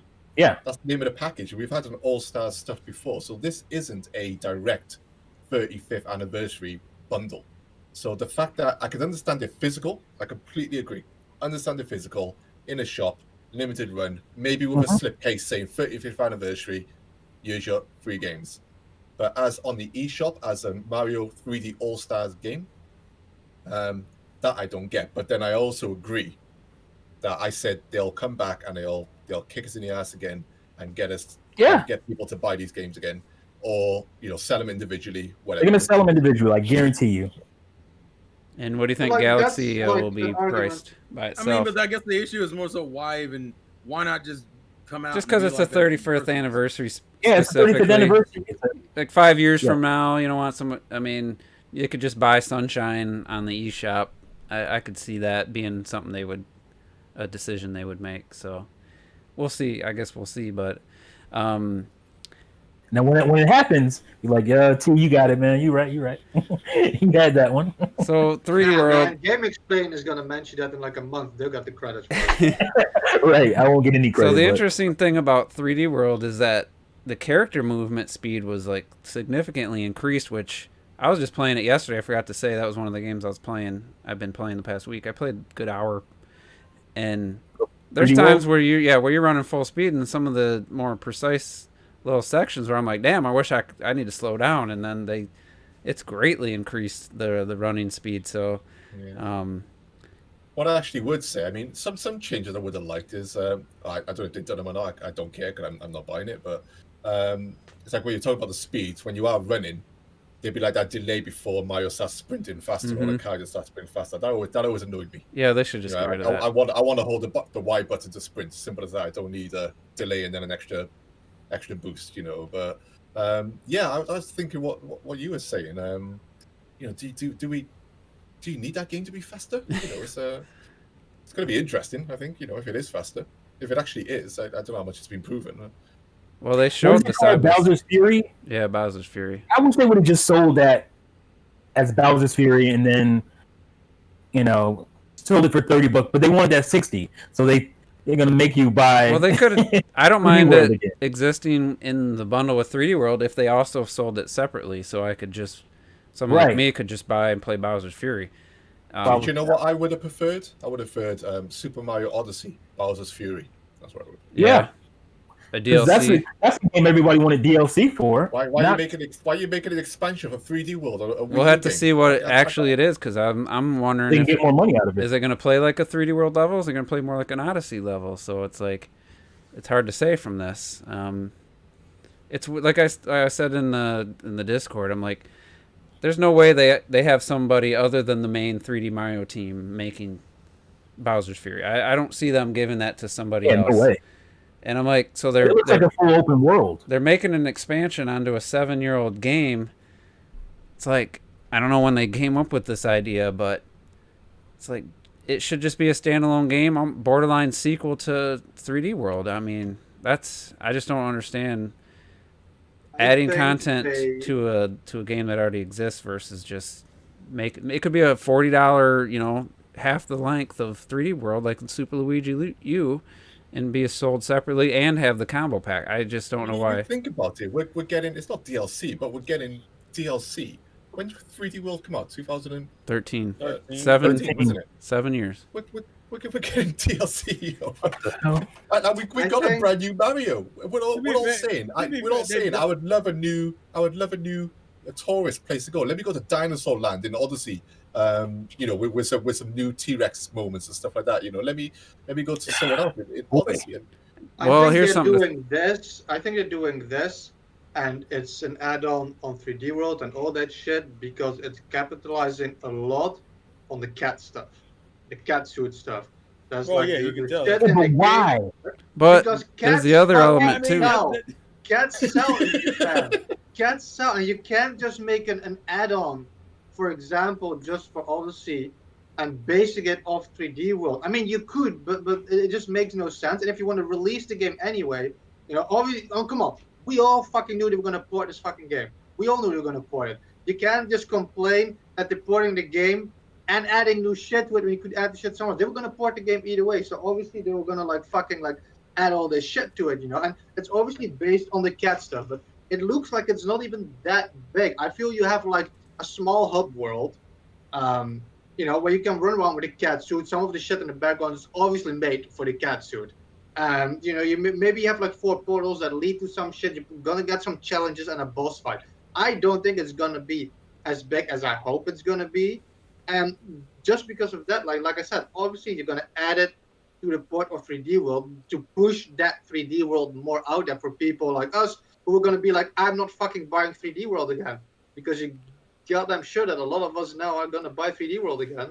Well, also they got You're the gonna whole buy $60 DLC then for a 7-year-old game. Yeah, but that's some people why they do it. But that's more appealing than fucking just being like, well, it's just a.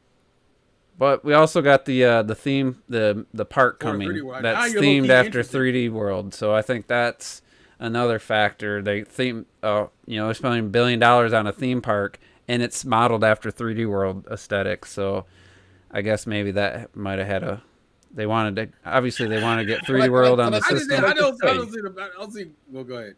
Can I just say that I don't think something I've gotten across very well in all my rants about this whole stuff.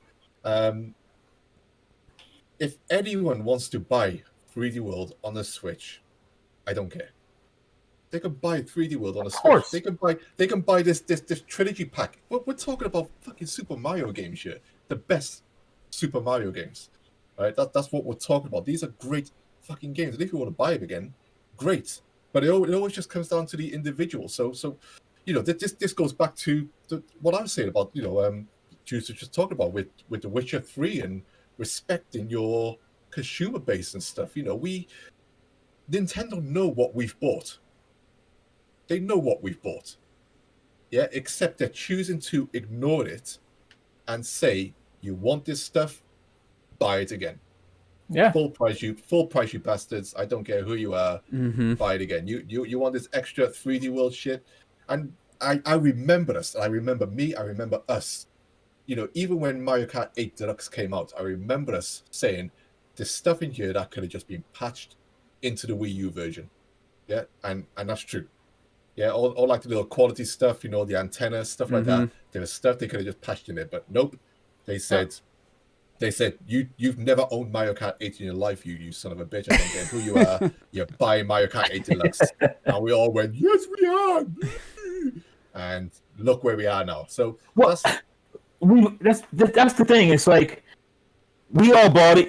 We bought it. I registered mine. I mean, if you didn't register yours, you SOL. But we all bought it. Why can't we get a damn discount? Fucking EA gave me a discount for Need for Speed Most Wanted You. They cut it in half. I paid $30 for that game, and I didn't do half of what I do for Nintendo or do with Nintendo for that game.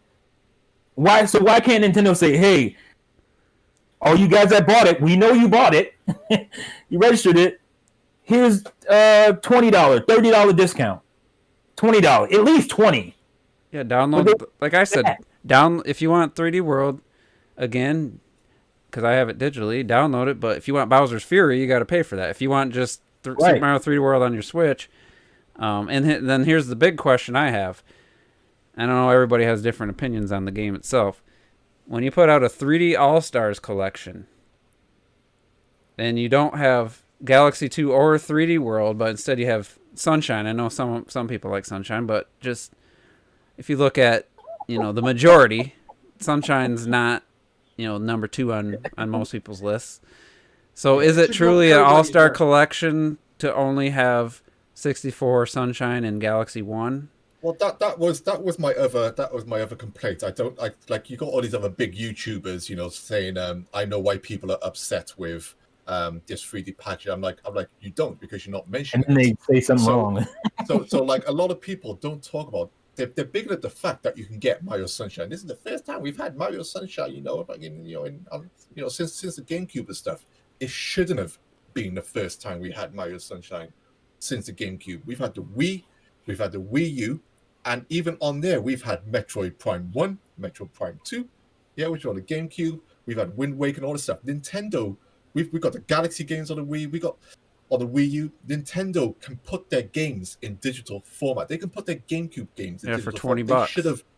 We should have had GameCube games in digital format already. That should have always been a thing. If you can go from N64 and go, oh, fuck GameCube, then jump to Wii and keep everything else digital, you have your full digital N64 library online. They pretty much have their full Wii digital library online. There's no excuse for the GameCube. And if GameCube was digital, I wonder what people would say now about this package. And they'd probably still say, but it's in HD. It's worth £60. Let me get it back. And they'd probably still get it. If they had done for Wii U what they're doing with Switch, there would have been no complaints. Like well, we get it. Wii U ain't selling. Let's give some HD GameCube love. Like everybody would have loved that, and they should have done that. They should have had those games already ready to go because they did it with Wind Waker. 6 months we put that out. They cheered about that. We did Wind Waker HD with really good quality of life improvement in 6 months. So this is something they already had the infrastructure to do. They could have plugged in Sunshine and everybody else from GameCube doing that. But they did. Remember what they said about Wind Waker? Yeah, we were just testing out HD. They were just fucking around. Wind Waker HD is just like. So, do you guys feel that the collection we're getting is the true 3D All Star, or do you agree that it should have at least one more game or different games? I mean, you can't call it All Star if you ain't got Galaxy or even 3D Mario on there. Like, I mean, 3D World. We know Galaxy 2 is already Galaxy in digital form. It's already in digital form. It's on the Wii U. Mm-hmm. They got it there. They got it sitting there. And that was the first one they put out on the Wii U was Galaxy 2, and it's on the NVIDIA Shield. That Galaxy 2, not Galaxy 1. Galaxy 1 is. I thought it was Galaxy 2. They've got it, and I just think they didn't want to give you that much too much 3D Mario goodness. Yeah, I think that's the thing too. That's how I feel too. I feel like maybe somewhere they were thinking, let's not give them too much, and that makes me kind of sad. I feel either way, Galaxy 2 should have been on this. It should have been. Yeah, what I would have liked more even is, in the original All Stars, you got 1, 2, and 3 remakes. Those were not remasters; those were fucking remakes. And then you got the Lost Levels, which we never got, also super cool HD. What I would have liked. Thank you. This one. This Mario All Stars came out on the SNES when Super Mario World was on the freaking SNES. Mm-hmm. What I would have liked this game to do is, and I think Juice mentioned it before, I think T mentioned it before. And fine, don't give us Galaxy 2, but I wanted that little bonus thing that made it All Stars, and I would have loved fucking 3D Land on there. Yeah. For the TV, and big screen. But just that would have been, that's basically the ultimate 3D. Yeah, that would have been a true celebration, I think. Yeah, and another thing as well. It's like I'm not asking for everything here. I think we still need to be realistic in the sense of what you can sell a product for. But still, even you look at the 3DS. The 3DS worked on the Game Boy library. You had Super Mario Land on there, Super Mario Land 2. You had the original Game Boy games on there. They've got those games in digital form on their platform. People would have bought those. I bought some. I bought some. I bought Link's Awakening on there, and stuff like that. They have these games. Yeah. They know we've bought them. Yet they don't. They act like we didn't. And it's only now with the Switch where this has become. We all started, moaning about it, saying port, this, selling this for £60 and stuff. But it's really now come to the point where I'm just like, Nintendo, man, I don't want to buy Mario 64 again when I've already bought it multiple times on your previous console. I had it, and now you're telling me, people don't like this part. Now you're telling me the only way I can get this Super Mario 64 version which has been cleaned up a little bit. Not crazy, but it's Not been really. cleaned up a bit. The only way I can get it now is to now buy it completely separately, as in this little package of games. I find it mind-boggling. I just find it absolutely mind-boggling that they would, that we know that they started all over again and it drove us mad, but then it comes to points like this again and you're just like, for fuck's sakes, it just keeps on hammering it home, and you just, I've had my nerve. So what do you want, Galactic, from the collection? What do I want? Yeah, which one? What game? Well, No, I'm like, I think the collection is great. Yeah, Galaxy 2 would have been nice in there. I think the collection is great, just as a collection. I thought you said, because you said something about Mario 64. That's, you don't want to have to buy that again. I wanted recognition that I have had my Nintendo account since the Wii. Mm-hmm. I bought Mario 64 on the Wii. It came to the Wii U. I upgraded for £1.50. Nintendo said, "Oh yeah, we saw that you bought Mario 64.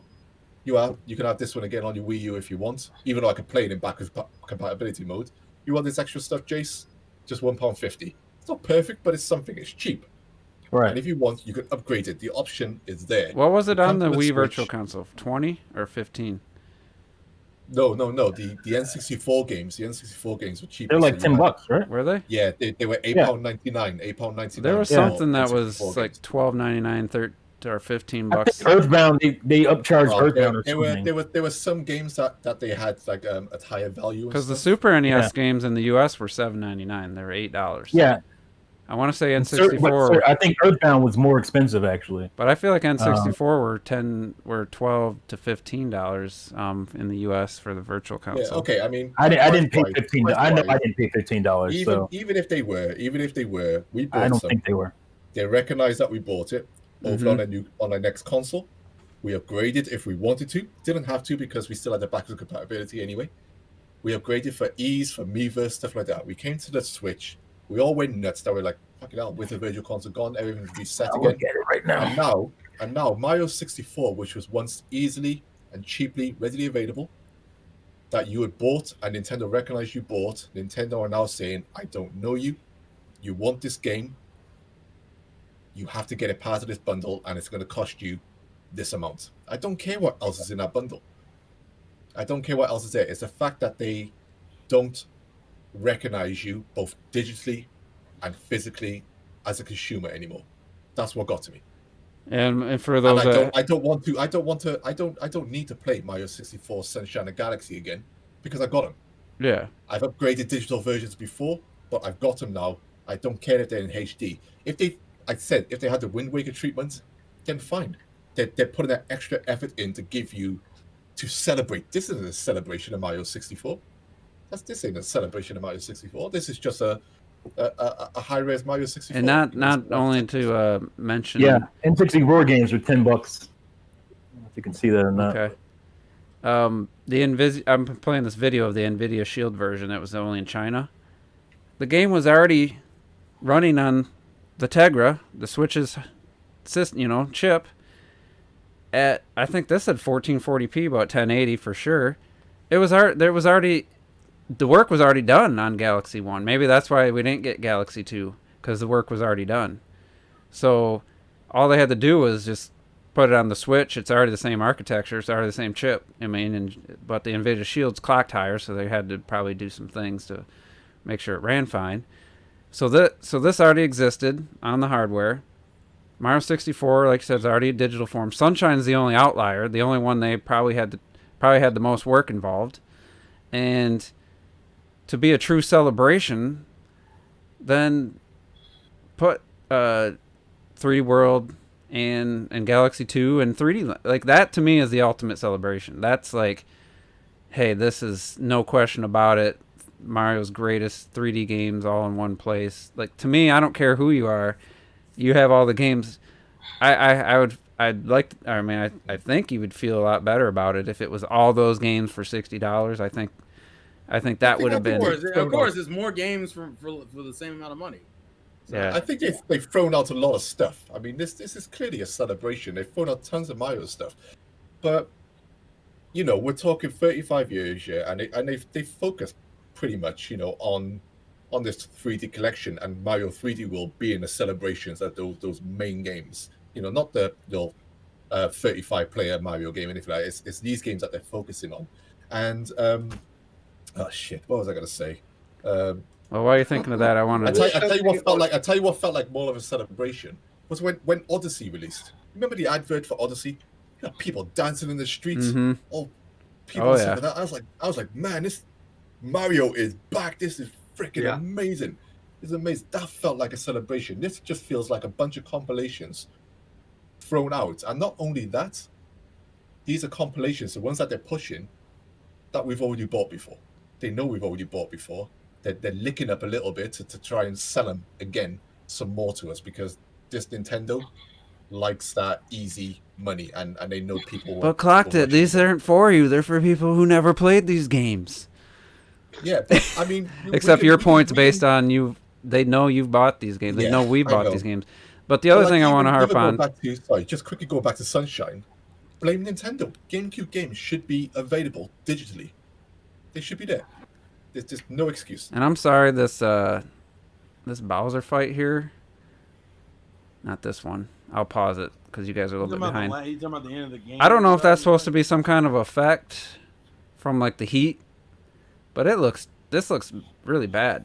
Like if this is the final That's how the game. original game was from what I saw. Well, this ran at 10 frames per second on the original game, but so here's getting to, you know, I like to get into a little more of the technical stuff. What a missed opportunity too to actually play Mario Sunshine at 60 frames per second, actually play Mario 64 at 60 frames per second. It's been done on emulation and stuff. And to just keep it at 30 because that's the easiest thing to do. And you just got to up-res it and whatever little other things they did. Like, it just seems to me like if you're going to name it All-Star, I just don't... You don't think the Switch can run a GameCube game at 60 frames per second? I just don't... Especially when you see Galaxy right afterwards, and it's just so much smoother. It's like, I don't understand why they wouldn't have done that, to me. I When think, it I think comes Galaxy to- Galaxy has fared the best out of all the Yeah, ones. and that ran we've at seen. 60 on the Galaxy looks freaking better. Wii. It ran at 60 on the Wii, yeah. So When Yeah. it comes to the frames, Nintendo has been really strange. I remember when the Wii U was all consoles combined, the one with like the most 60 Yeah. FPS games, like all over the place. First party, third party, indie games, like fucking everything was 60. And now we're at the Switch, a fucking Kirby can't even doesn't even run at 30. It's not that it can't, it's bullshit. It just doesn't. And it has it with a lot of shit. Like you said, like how hard is it to just like push a fucking button, you know, like make Sunshine run like a little bit, because they obviously like did Well, it took some more shit work. to it for both games, like because they obviously like I always said with Galaxy, they made it like motion for the split Joy-Con, because it was obvious that could work, you know. They obviously did some shit on this. If you do something for Galaxy, do something for Sunshine. It's like you said, there's no reason that games just don't run smoothly. Like, I complained about this like a little while ago, but fucking Animal Crossing, you know, there's no reason some of these games just don't run at 60. That would have been honestly for me. That would have been a big selling point, because I always complained Sunshine just never felt right control wise. Not just the camera inverted controls, but I just never quite fell in love or got used to the way Mario controlled in Sunshine. And I'm not saying it was just the frame rate, but we'll have to see what kind of is that tweaks. better? Oh, go ahead. Sorry. As I said, we don't know what other tweaks they made and stuff, but honestly, Galaxy in this trailer, I mean, it just looks, and it looks, obviously it's a better looking game when it on the Wii than Sunshine was on the GameCube, but it's like, but then at that point when I was saying that my juice opinions, I forgot that this already existed in HD on the NVIDIA Shield, so they didn't have to really do as much work because it was already done for that. So Mario 64, is that any better than the Wii U version? it doesn't look to be. It does, because I'm looking at mine right now. And by the way, I now have Mario 64 in my background on the display. So I win. No, but yeah, I just looked at it and it doesn't look any better than It doesn't the look that. It doesn't look. emulated version that you get on the Wii U. Yeah, we didn't even talk about the fact that this wasn't the Odyssey remake that some people were suggesting, or saying that they heard or what predicted it was Yeah. going to be. What happened to that? People And- that went away quick. Well, I mean, looking at this, I think they have improved some texture qualities and stuff, and got some new texture details in. I'm sure they have. Do you have Mario 64 on your Wii U? Clock Yeah, it? I do. Yeah. Take a look at it. Tell me if you think it actually does. That looks better. Yeah, I'll look. But just think if if you could switch back The and Wii U forth, version already improved it. you know, like in Halo and Gears, let where me you just- could switch back and forth between the remaster and the original Yeah. visuals on the Well, fly. what I will say about Mario 64, like in this version, I'm like me and T and dinosaurs and stuff like this. And as soon as I saw Mario 64 and he's like in Jolly Roger Bay and he's swimming under the water, I see the comparison. You had the N64 version and you had the Switch version. And the Switch version basically got rid of all the fog and stuff, the blurriness. So it just everything was just open and clean. Whereas the N64 version, in the background looked blurry and foggy and stuff. Mm-hmm. And I prefer that. Me So- too. So when you PCify N64 games, they look. As T said this, you see the funkiness, and you see that it there were blurry textures for the reason. Right. On the N64, and Mario 64 to me sometimes can look in this version can look too clean, and I don't like that. I'm a, but that's me. Not That's everyone's gonna feel exactly like that. what Yeah, everybody's not gonna be like that. Exactly what I said when Juice started fucking destroying Breath of the Wild on his computer and shit. You can make it like remove all the effects and the particle effects and the clouds and shit, and up-res it. It looks shiny. Oh look, but it looks more saturated and intense. Yeah, but it's like ugly as shit. Like you're removing the immersion. Like some shit just needs that. Like you said, like if in Mario 64, it's not just because of limitation. It's like it's an artistic choice. It makes it more realistic. You shouldn't see the fucking other side of the goddamn ocean. You just shouldn't. So my question to Terrell is, since you didn't play too many of these games, is something you're considering picking up on Switch, or are you just Oh no, I pre-ordered it that day. okay?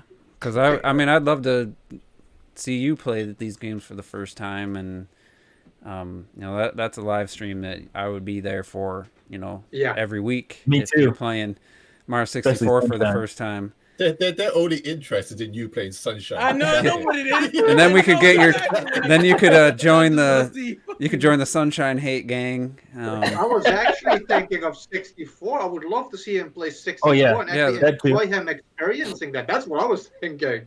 Will it have the resume function that the Wii and Wii U Virtual Console version had, where you could create a suspend point, so that when you get to those tough spots, you could save that every 3 seconds. So Is that being mentioned? Yeah, like the, like OJ did that one time, or not OJ? It was No, that was, Obi-Wan. that was Obi-Wan. Obi-Wan with the lava world. Everyone called him fucking. Sage That was awful. That was Literally, ridiculous. He did it after like every point. How embarrassing!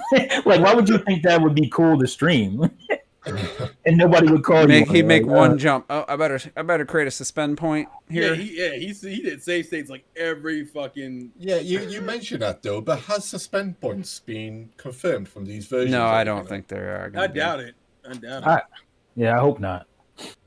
I don't like suspense. I ain't gonna lie. They I only, used they it. only seem to do it for the virtual console ones. They I'm never- a purist. I utilized it in Super Metroid. I honestly, just because I like to resume right there instead of like fake booting up the game Backtracking. again and then starting from going to the. I didn't see the main menu of Super Metroid till after I beat the whole game using just. But I didn't do it to like, oh, this is a tough. I mean, but if I did the boss fight, I might have started.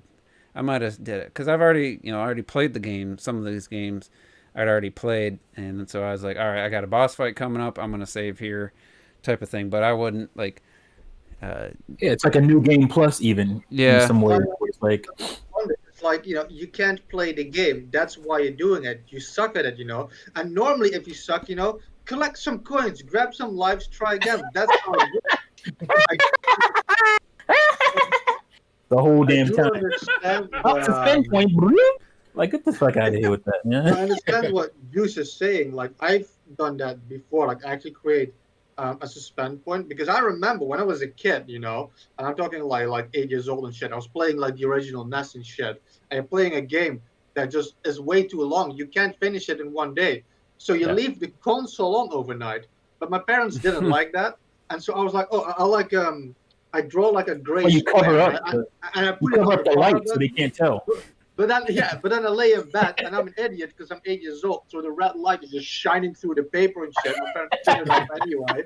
You have to, I understand using like a reload point or shit like that for that, but not to beat the game. Like, dude, come on. Yeah, it's not even that. It's just like, okay, if you want to do that and hide in your house and do it, and that's one thing. But to go on a stream and everybody's watching you play, you're gonna sit there and watch somebody keep furiously hitting suspend points. Like that's insane. And starting it really does depend on the game. You know, I'm playing Link to the Past, you know, at the moment on the Switch. Yeah, but you're doing that in your privacy of your own. You're not going to go on a stream and hit suspend point every 5 seconds. Like nobody wants to see that. Rewinding and stuff. You achieve nothing. You know, it's not good.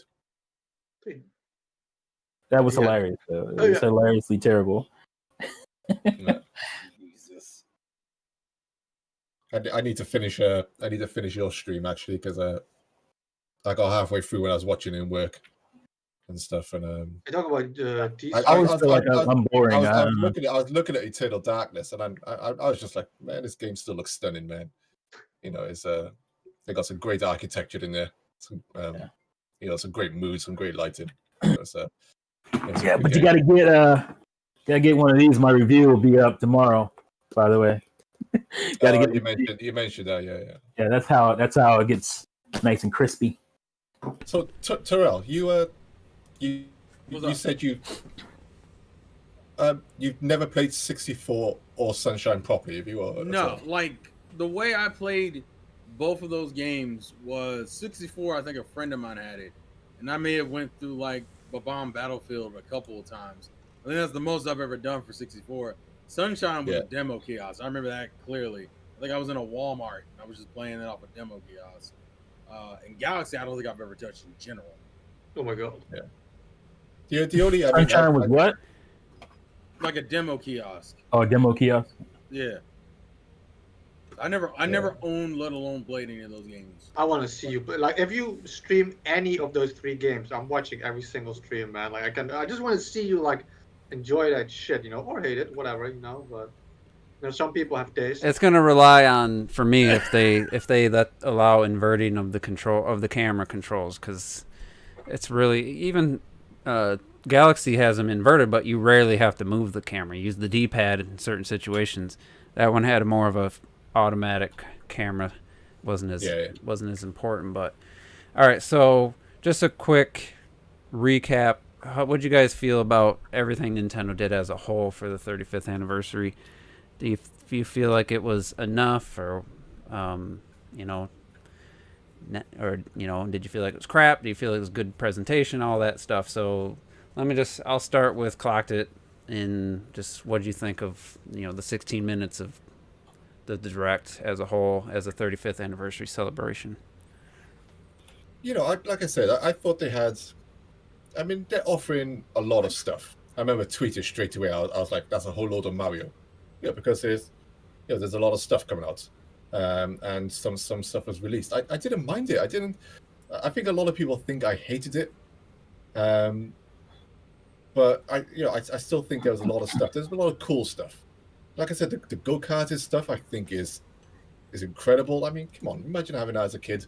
My God, you know, you'd be you know, it'd be incredible. But then, you know, I look at the prices and I'm like, you can forget it. You know, it's like £100 for one cart, and you just get a download code in a box of stuff.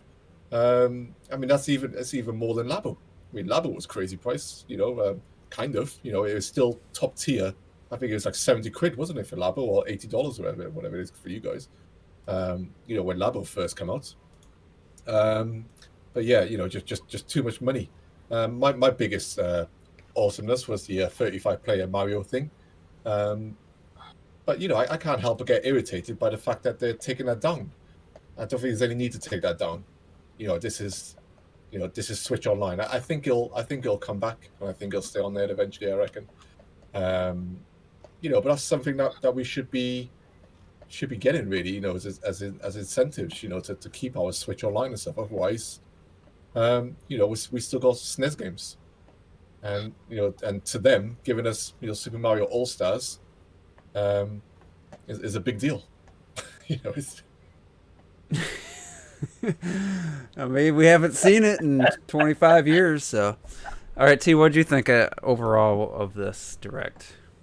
I thought it was great. I mean, you can say individually as far as the 3D World, the 3D All Stars collection that you want this or that. I thought, I was hoping they would give us the Mario 64 DS stuff. That would have been awesome. Yeah, I mean, another example of the true All-Star collection right there would have been covering all bases. But anyway, and that's got multiplayer built in, man. Yeah, but everything else I thought was fantastic. I think the Mario Kart home circuit is dope. I thought the Game and Watch thing was cool. I just think overall it was a really good showing and celebration for Mario. But yeah. All right. So Retro, what do you think? I liked it. Like not even thinking about the shit we got, the shit we were disappointed in, we're giving you like this 3D collection for a few months. Oh, we're giving you this Mario 35 for a few months. Oh, you're getting a new Mario Kart radio control car, you're getting all this shit. Even with all of that, the stream ended and I just felt fucking happy, man. Like I was high. It's just Mario just does that shit to me. Like I like what I saw. I like the amount of shit Nintendo did for 35. There were like games, there were like battle royale games, there were platforming games. The new content for the 3D world, the cars, the toys, all this shit. There was a lot of stuff, and overall, I liked what I saw. Everything. Like I said, despite the little things, where's Galaxy 2, all this shit, and things could have been different or better. Like, why is it 3D world? Why are we paying this? I was happy after I saw it, and I thought it was a pretty good thing. The one thing I was legit actually expecting, and maybe I shouldn't have, I don't know. I was expecting like a little a Smash reveal somehow, like a new Mario character or something for Smash. I was legit expecting something like that. But even then, we even got stuff we didn't even touch upon yet, which made me very happy, like the Animal Crossing shit. Something that the previous Animal Crossing had, I know, but maybe they're gonna do it differently. You can put shit outside it. It's different. The Animal Crossing thing made me fucking happy hearing that shit. And the Splatfest as well. Let's not forget that one. Yeah, exactly. There was all this little extra shit on top of that. The little segment where they did this for that game and that for Smash, So I don't know. I liked what I saw and I left like feeling happy.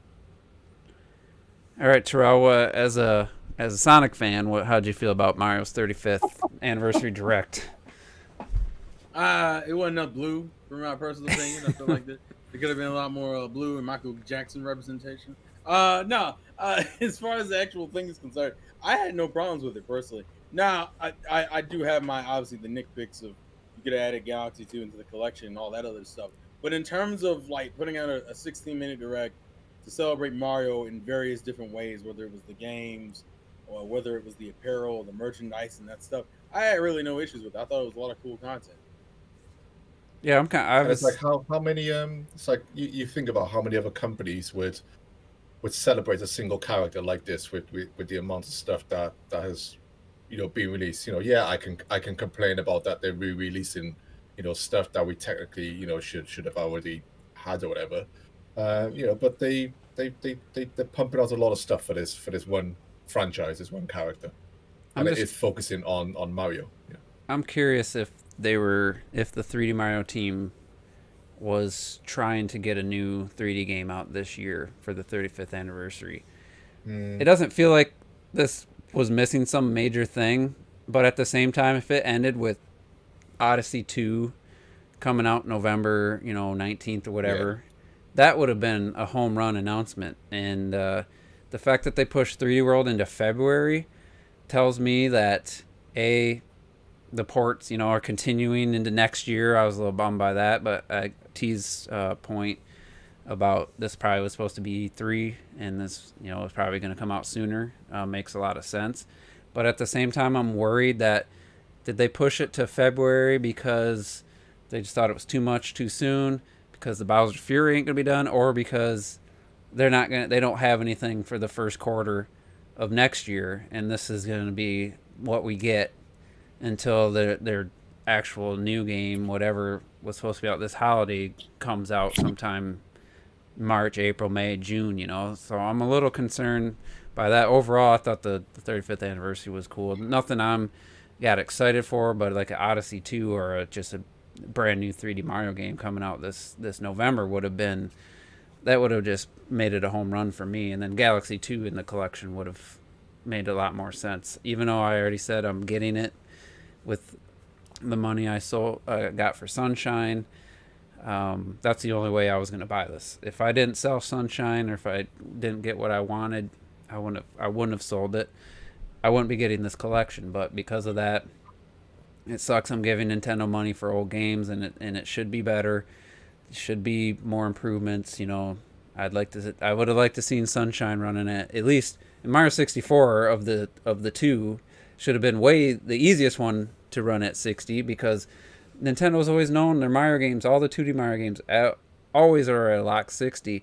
And obviously with the N64 and going to the 3D, it made sense that they couldn't get that achievement. But I don't know if it would have made the game any better, or anything. But I just think it would have been a nice little touch if you're not going to do a Odyssey remake. Because if they did Odyssey ran at 60 frames per second. So if they would have Odyssey remake visuals for 64, I don't know. I just feel like they just missed the mark a little bit on that with some of the choices, and it feels like you said, Mario 64 is already on the Virtual Console, so that's easy peasy.